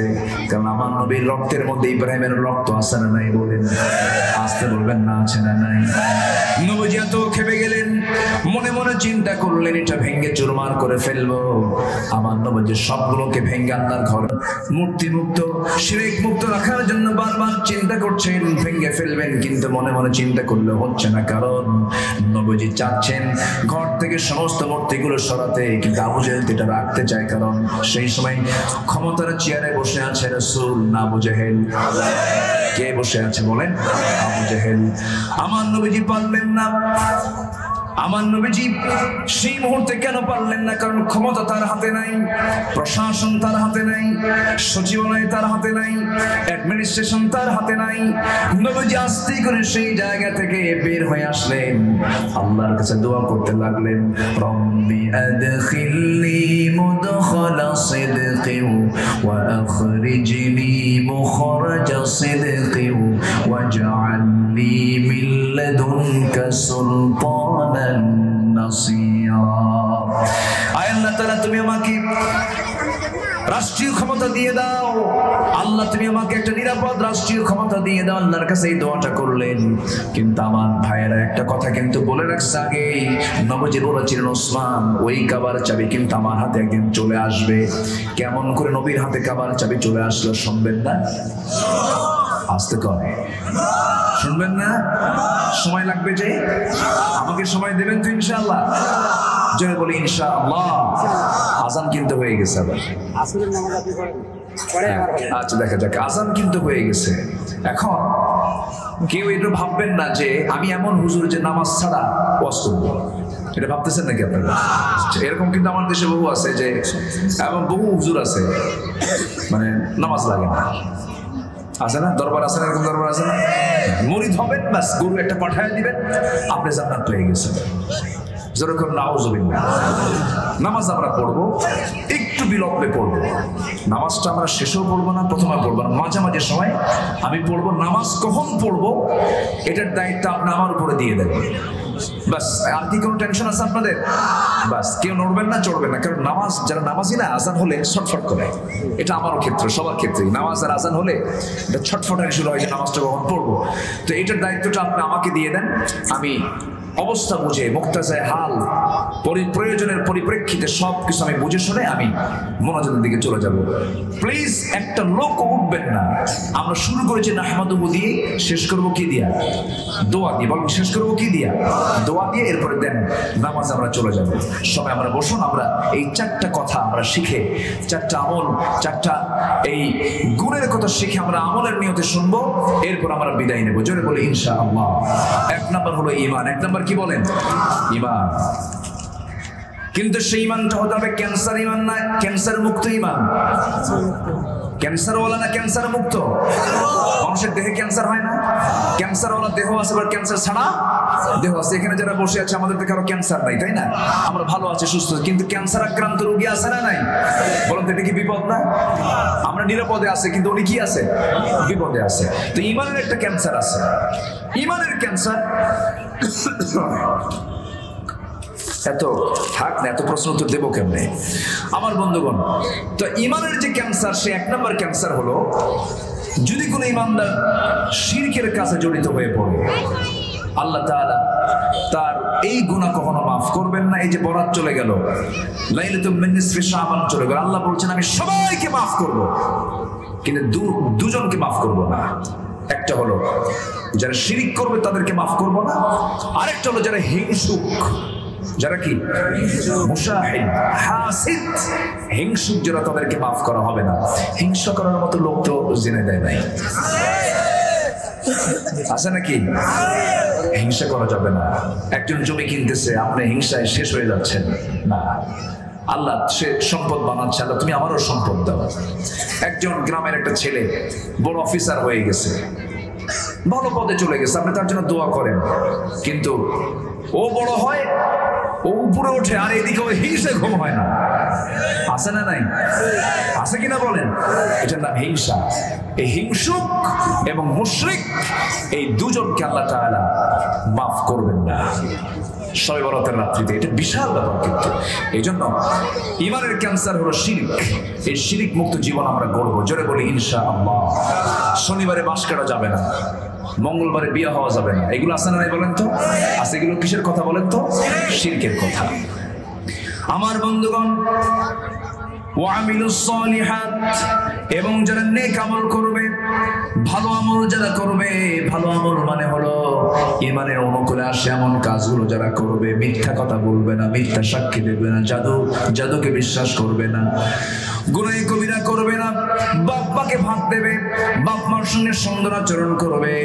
ওই ব্যক্তি কখনো জান্নাতের গন্ধ পাবে না। যে ব্যক্তির বিরুদ্ধে তার বাপ মা রেগে থাকে, ক্ষেপে থাকে, এমন সন্তান বুঝি চেনাই দেয় নাই। বাপ মাকে ভাত দেয় না, আছে না নাই? আছে না? বাপ মাকে ভাত দেয় না, গুরুত্বই দেয় না। সেদিন একটা চিঠি আসছে, বুঝলেন, মুরব্বী আমার মঞ্চে এক মুরব্বী চিঠি দিয়েছে আমাকে, মহিলার লেখা। ৭০ বছরের একজন বুড়িমা, তিনি আমাকে চিঠিতে লিখছেন, ভাঙ্গা ভাঙ্গা, মানে তার হাত কাঁপা লেখাটা, হাত কাঁপা লেখা। সালাম দিয়ে বলতেছে, হুজুর আমার বয়স ৭০ বছর, আমার 4টা ছেলে, একটা মেয়ে, মেয়েকে বিয়ে দিছে হুজুর। আমার 4টা ছেলে, আমার সাথেই তারা থাকে, আশপাশেই তাদের 4 জনের 4টা ঘর, তারা পৃথক। হুজুর আমাকেও পৃথক করে দিয়েছে। আমার এই ৭০ বছর আমি নিজের রান্না নিজে করে খাই। আমরা কি জাতিকে শিক্ষিত করলাম? আমরা জাতিকে কি শিখালাম? ৭০ বছরের একজন বৃদ্ধা নারী একাকি ওই বয়সে রান্না বান্না করে খান, আর আশেপাশের সন্তানগুলো একা একা তারা বসে বসে খায়। এগুলো কি সুসন্তান? আসলে কি সুসন্তান? সভ্য না অসভ্য? অসভ্য।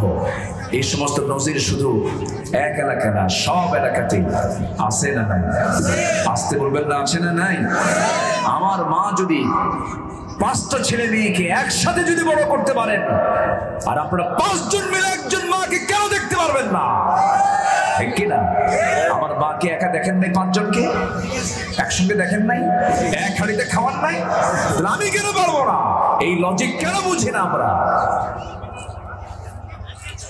বুড়াকালে বাপ মা ভাগাভাগি করে দেয়। 4টা ছেলে, ওতে 7 দিন খাবে, ওতে 7 দিন খাবে, ওতে 7 দিন খাবে। কি আছে নাকি? এগুলো আছে না নাই? এত ছোট লোকি কারবার কেন? 7 দিন করে ভাগাভাগি কেন? কোন হিসাব করা যাবে না বাপ মার খরচের ক্ষেত্রে। আল্লাহু আকবার বলেন। আমার আব্বা আম্মা হিসাব করছে, হিসাব করছে। রাত 3টার দিকে প্রচন্ড জ্বর, বাপ কান্দে আর ডাক্তারের কাছে যায়, মা মাথায় পানি ঢালে, জল ভর্তি করে দেয়, সারা রাত চলে যায়, মাসের পরে মাস, রাতের পরে রাত। বাপ মামার জন্য যে সুইপারের মতো মানে আমার খেদমত করলো, পেশাব পায়খানা সাফ করে দিল, সেই বাপ মা বুড়ো হয়ে গেছে। আপনার দেখার সময় নাই, চাকরি করেন, ব্যবসা করেন, খুব ব্যস্ত আপনি, আপনি জাহান্নামী। আস্তে কর, আস্তে কয়। সেই সন্তান কোথায় যাবে? জাহান্নামে যাবে। খুব সাবধান, এগুলো গুনাহ কবিরা, এগুলো ঈমান পরিপন্থী কাজ। আর ভালো কাজ সেবা করবো, ও আমিলুস সলিহাত, নেক আমল হয়ে যাবে। বলি আলহামদুলিল্লাহ। আমার বন্ধুগণ, নাম্বার 3 হলো ওয়াতাওয়াসাউ বিল হক। যারা পরস্পরে হকের দাওয়াত দেবে। হক হচ্ছে বাতিলের বিপরীত। হক মানে হলো যেখানে দিন থাকবে, এটাই হলো হক, আর যেটা দিন থাকবে না সেটাই হলো বেহক, বাতিল। পরস্পরে ধৈর্যের শিক্ষা দেবে। ধৈর্য ছাড়া কিছুই টেকে না, ধৈর্য ছাড়া ব্যবসা হয় না, ধৈর্য ছাড়া পরিবার হয় না, ধৈর্য ছাড়া দেশ চালানো যায় না, ধৈর্য ছাড়া কোনো কিছুই করা যায় না। রেগে যাবেন তো হেরে যাবেন, দেখবেন কিছু কিছু, জাস্ট একটা উদাহরণ দিচ্ছি আমি, এমনও কিছু পুরুষ আছে বউকে সকাল বিকাল তালাক মারে। আছে না নেই বলেন? ওর মধ্যে ধৈর্য আছে? ধৈর্য আছে বলেন তো? ধৈর্য নেই। মালয়েশিয়া থেকে ভিডিও কলে ফোন দেয়, ভিডিও কলে ফোন দিয়ে বউয়ের সঙ্গে গল্প করতেছে, গল্প করতে করতে করতে করতে লাগছে গন্ডগোল, যা 100 তালাক দিয়ে দিলাম। কত তালাক দিছে? 100 তালাক। 100 তালাক দিয়ে পরে ফোন দিয়ে বলে হুজুর কাম তো সারছে। কি হুজুর তালাক দিছে 100। কি 100 তালাক হয়? আত্মদাক মাররাতান। তুই আপনি এরকম করছেন কেন? তালাক নামে একটা সূরা আছে, তালাক পড়ে নেন। সূরা তালাক আছে না, একটা সূরা নাম আছে না সূরা তালাক। ও 100 তালাক দিয়ে দিছে। হুজুর তালাক তো দিছি বউরে, সাথে শাশুড়ি শুদ্ধ তালাক দিছে। শাশুড়িকে তালাক দিলেন কেন? কোটার উপর রাগ বেশি আমার, আরো খালি পেঁচ লাগায়। দেখছেন রাগ। পরে আবার বলে হুজুর একটা প্রশ্ন করে, কি রাগের মাথায় তালাক দিলে কি তালাক হয়? উল্টা আবার প্রশ্ন করে। আচ্ছা কেউ কি মহব্বত করে বউকে তালাক দেয়? যে বউ এদিকে আসো, সোনা রাগ করো না, তোমার না তালাক দিলাম, এরকম করে তালাক দেয় কেউ? তালাক কি মহব্বত থেকে হয় না রাগ থেকে হয়? বেকুব না বলেন তো? আল্লাহ তাআলা বলছেন অথবা সবে সাবর, ধৈর্য ধরো, সবর, কথাকে হজম করো। পরিবার করবে, ধৈর্য ধরতে হবে। ব্যবসা করবে, ধৈর্য ধরতে হবে। ঈমানটাকে টিকে রাখতে চাও, ধৈর্য ধরতে হবে। আল্লাহু আকবার বলে। এই 4টা কাজ যারা করবে, আল্লাহ বলছেন এরা ক্ষতির মধ্যে যাবে না, এরা জান্নাত পেয়ে যাবে। জোরে বলি সুবহানাল্লাহ। প্রথম থেকে এ পর্যন্ত যে কথাগুলো বলেছে সবার মনে আছে? রমজান মাসে কি শিখবো আমরা বলেন? বলেন বলেন কি শিখবো আমরা? আমি এটাও বলে যেতে চাই, এই পুঁটিমারি না, পুঁটিমারি গ্রাম হবে বেনামাজি মুক্ত গ্রাম। ঠিক আছে না? হিন্দু ভাইরা তো আসেনি, তা তো ঠিকই আছে, তারা তো থাকবেনি। তাদের আমি তো তার বলি নাই, আমি কি তামিন করছি? তাদের ধর্ম তারা পালন করবে, তাদের মন্দিরে আমরা পাহারা দেব, কোনো সমস্যা নেই। ঠিক কিনা বলেন? ইসলামে বলেছে তো। কিন্তু আমার এই গ্রামে যে মুসলমান বসবাস করবে, আমি গ্রামবাসী, আমি যদি গ্রামের লোকে, আমার দায়িত্ব আছে না নাই? মানুষকে দিনের দাওয়াত দিতে হবে। হায়ানিয়া না বেহায়ানিয়া? হায়ানিয়া। হায়ানিয়া দাওয়াত দিতে পারবেন? দুদিন দাওয়াত দিলে বলবে এই টিয়া তোমার বলিস কেন? দাওয়াত দেব আমরা হায়ানিয়া না বেহায়ানিয়া? বেহায়ের মতো দাওয়াত দিতে হবে। ভাই নামাজ পড়, না পড়বো না, পড়। আরেকদিন বলবেন ভাই পড়, তোরে কইছি না বলবি না, না তুই পড়। কি কথা কি বুঝতেছেন? যে লোকের হায়া নাই দাওয়াত দিতে, ও দিনে দাওয়াত দিতে পারবে। জোরে কার সুবহানাল্লাহ। আমরা এই গ্রামটাকে বেনামাজি মুক্ত গ্রাম দেখতে চাই। রাজি আছেন না ইনশাআল্লাহ? শুধু রমজান মাস না, সারা বছর? সারা মাস। আল্লাহ কবুল করুন। জোরে বলি আল্লাহুম্মা আমিন। তাহলে এই গ্রামে পুঁটি মারার লোক বেশি না? বড় মাছ আর মারেন না, বল টল মারেন না, খালি পুঁটি মারেন সারা জীবন। আচ্ছা যাক, আলহামদুলিল্লাহ। আল্লাহ তুমি মাহফিলকে কবুল করো। কেউ উঠবেন না, যে উঠে বসেন, বসেন,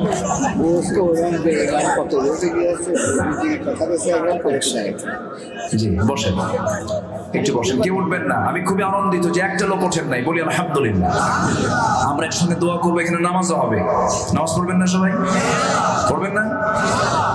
ওয়াজ শোনা কি ফরজ? ওয়াজ শোনা কি ফরজ? ওয়াজ শোনা, হ্যাঁ, ইলম হাসিল করা ফরজ, ঠিক আছে। কিন্তু আপনার আজকে মাহফিলে যদি আপনি নাও আসতেন গুনাহ হতো না। কিন্তু নামাজ পড়া কি? আরো জোরে নামাজ পড়া কি? তাহলে এখানে যত লোক আছে সবার উপরে কি নামাজ কি নফল হয়ে আছে না ফরজ হয়ে আছে? পড়বেন না? আগে কি করতে হয় নামাজের আগে? ওই যে নদী আছে, নদী আছে না, জান্নাতিন তাজরি মিন তাহতিহাল আনহার, নদী আছে, ওযু করবেন, এখানে নামাজে দাঁড়াবেন। জোরে বলি ইনশাআল্লাহ। জি, আমরা আমলের নিয়তে সবকিছু করবো। আমল দোয়া করবো, তার আগ দিয়ে একটু মাহফিল কমিটির একটা আবদার সবার কাছে, মা বোনদের কাছে, যদি একটু ব্যাগ যায়, চাদর যায়, যদি একটু কিছু টাকা আপনি দেন, এটা কি লস প্রজেক্ট না লাভের প্রজেক্ট? পৃথিবীতে আমি যা করছি সব আমার লস, সব ফিরে যেতে হবে, কিন্তু এখন যা করবো এটা হচ্ছে লাভের প্রজেক্ট। আমরা কিছু দেবো। জোরে বলি ইনশাআল্লাহ। ব্যাগ যাচ্ছে, চাদর যাচ্ছে, আমরা সবাই দেই, জিকির করি সুবহানাল্লাহ আলহামদুলিল্লাহ। ভলান্টিয়ার ছাড়া কেউ উঠবেন না, ভলান্টিয়ার শুধু উঠবেন ব্যাগ নিয়ে, সবাই আমরা দেবো ইনশাআল্লাহ। আপনিও নামবেন? এখানে যদি আসে কেউ, ওইখানে যদি না, ঠিক আছে, না মুরব্বি, আলহামদুলিল্লাহ, খুব সুন্দর। জি, জিকির করেন সুবহানাল্লাহ আলহামদুলিল্লাহ। আর যারা সুবহানাল্লাহ আলহামদুলিল্লাহ।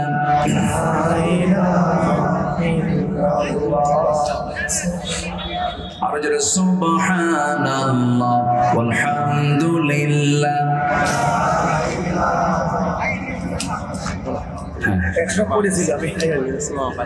ও রাস্তায় পড়েছিল 100 টাকা, কে যেন টাকা হারাইছে।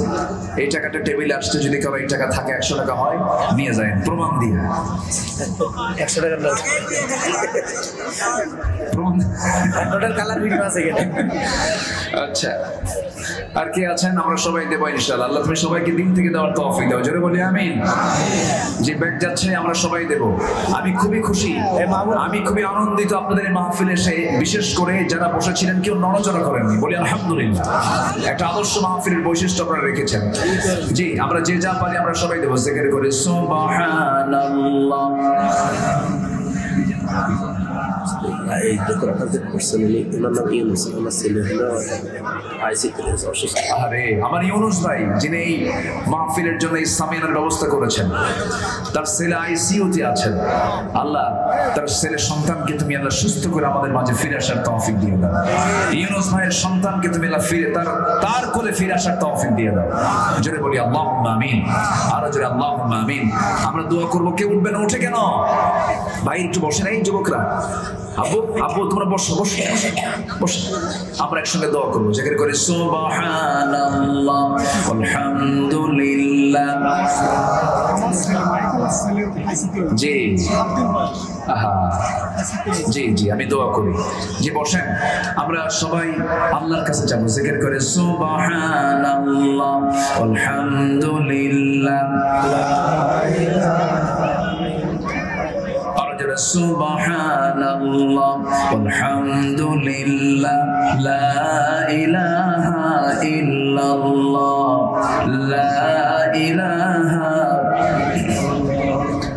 সুবহানাল্লাহ আলহামদুলিল্লাহ লা ইলাহা ইল্লাল্লাহ লা ইলাহা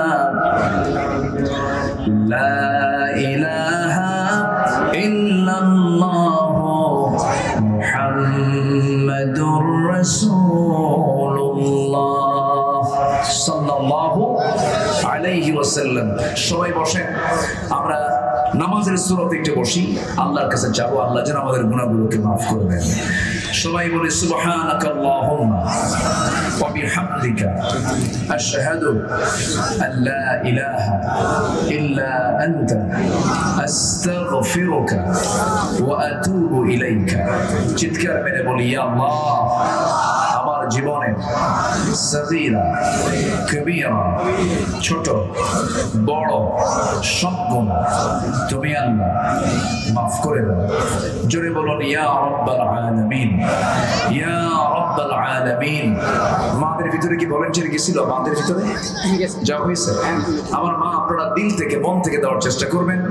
আগামীকালকে মাহফিল আছে এখানে, দিনের বেলায় তো না, আগামীকালকে মাহফিল আছে। আমার ছোট ভাই আমার অনুজ গোলাম রব্বানি হাফিজাহুল্লাহ তিনি আসবেন। সবাই আগামীকালকে বন্ধু বান্ধব নিয়ে আপনারা আগামীকালকে আসবেন সুরান শোনার জন্য। আল্লাহ সবাইকে শোনার তৌফিক দান করুন। জয় বলি আল্লাহুম্মা আমিন। আসেন আমরা আল্লাহর কাছে চাই, আল্লাহর কাছে প্রার্থনা করি। আপনি দোয়া করেন। আচ্ছা, আল্লাহুম্মা আমিন। রব্বানা যালামনা أنفسنا وإن لم تغفر لنا وترحمنا لنكونن من الخاسرين। মিষ্টি বিকেল গধূলি বেলা হাজারো মুসলমান নরনারী নিয়ে তোমার কালামের ছোট্ট একটা সূরা যদিও হয়, খুব দামি সূরা থেকে কিছু কথা বলেছি। কাঙ্গাল ফিকিরের মতো দুটো হাত পেতে আছে। আল্লাহ গুনার দিকে নজর দিও না, বান্দা মনে করে তামাম জিন্দেগির গুনাহগুলোকে মাফ করে দাও। জনম দুঃখিনী মা, জনম দুঃখী বাপজান যারা চলে গেলেন, জিন্দেগির গুনাহগুলো মাফ করে দাও, কবরগুলোকে জান্নাতের টুকরা বানায়া দাও। আব্বা আম্মার জন্য কি দোয়া তাও শিখিয়ে দিয়েছো। রব্বির হামহুমা কামা রব্বায়ানি সগীরা, রব্বির হামহুমা কামা রব্বায়ানি সগীরা, রব্বির হামহুমা কামা রব্বায়ানি সগীরা। বিশেষ করে মাহফিলটার আয়োজন করলেন যারা, শোনার জন্য কষ্ট করে আসলেন যারা, বিনিময়ে কিয়ামতের দিন যেদিন কেউ কাউকে চিনবে না, এমন কঠিন মুসিবতের দিনে মাহফিল সবার জন্য নাজাতের মাধ্যম তুমি আল্লাহ বানাইয়া দিও। পুটিমারি গ্রামকে তুমি আল্লাহ মেহেরবানি করে বরকত দিয়ে ভরাইয়া দাও। ঘরে ঘরে খালিদ বিন ওয়ালিদ তুমি আল্লাহ পয়দা করে দাও। মা বোনদেরকে দিন মেনে চলার তৌফিক দিয়ে দাও, কোরআন মেনে চলার তৌফিক দিয়ে দাও। আল্লাহ তাআলা আমার সঙ্গে যেন আমিন আমিন করছেন অনেকের আত্মীয় স্বজন আশপাশে খবরস্থানে শুয়ে আছেন। আল্লাহ পৃথিবীর সব খবরগুলো জানা যায় কিন্তু খবরের কোনো খবর আসে না।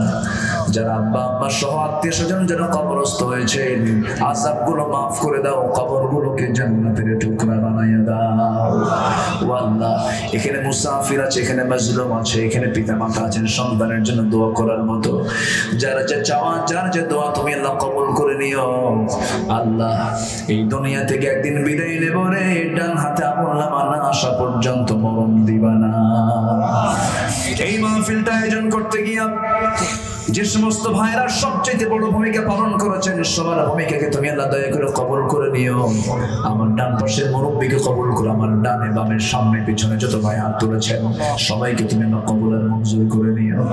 আল্লাহ গো, এই দোয়া আমার জীবনের শেষ দোয়াও তো হতে পারে। কত লোকের জানাজায় গেলাম, আমার জানাজায় একদিন মানুষ হাজির হয়ে যাবে, বলবে আব্দুল্লাহ আমিন নাই, মরে গেছে, চলো জানাজায় যাই। এই তো দুনিয়ার নিয়ম রে আল্লাহ, সব চলে যাব, বিদায় নিয়ে নেব রে। মেহেরবানি করে ডান হাতে আমল নামা না আসা পর্যন্ত মরণ দিবা না। আমার বকুল ভাইকে কবুল করো, আমার আকিদুল ভাইকে তুমি আল্লাহ কবুলের মঞ্জুর করে দাও। ও আল্লাহ, সবার নাম তো আমার জানা নাই কিন্তু তোমার তালিকায় সবার নামগুলো আছে, মেহেরবানি করে জান্নাতের তালিকায় দয়া করে আমাদের নামটা তুলে দিও। আল্লাহ, রমজান আসতেছে আমাদের ঘরে, আমাদের দ্বারে দ্বারে, আল্লাহ তাআলা মেহেরবানি করে রমজানের সমস্ত রহমত বরকত আমাদের কপালে তুমি আল্লাহ জুটাইয়া দিও। আল্লাহ তাআলা দুনিয়া থেকে কোন দিন বিদায় নেব জানি না, তবে যেদিন মরে যাব রে, টান মেরে ঘর থেকে বের করে দেবে, আমাকে শেষ বিদায় দিয়ে দেবে, সন্তানগুলো কাঁদবে, বউটা ছটফট করবে, কবরে শোয়া দেবে, বাঁশ চাপা দেবে, মাটি চাপা দেবে, 24 ঘন্টা যাবে না মাথার চুলগুলো খসে খসে পড়বে, 3 দিন যাবে না চামড়াগুলো গলে গলে পোকার পেটের খাবার হয়ে যাবে। মাত্র 7 দিন, 7 দিনের ব্যবধানে দেখা যাবে পেটের নারীবরী সব চোখ মুখ কান নাক দিয়ে বের হওয়া শুরু হয়ে গেছে, কিম্ভূত কিমাকের চেহারা দেখা যায়। ও আল্লাহ, চেহারার কোনো সৌন্দর্য থাকবে না, চেনাই যাবে না, বিকৃত হয়ে যাবে। মাত্র 3টা মাস কবর যদি খনন করে দেখা হয়, কয়েকটা হাড় ছাড়া কিছুই খুঁজে পাওয়া যাবে না রে আল্লাহ। সে অন্তিম সময় যখন চলে আসবে, জবানে জারি করে দিও লা ইলাহা ইল্লাল্লাহু মুহাম্মাদুর রাসূলুল্লাহ।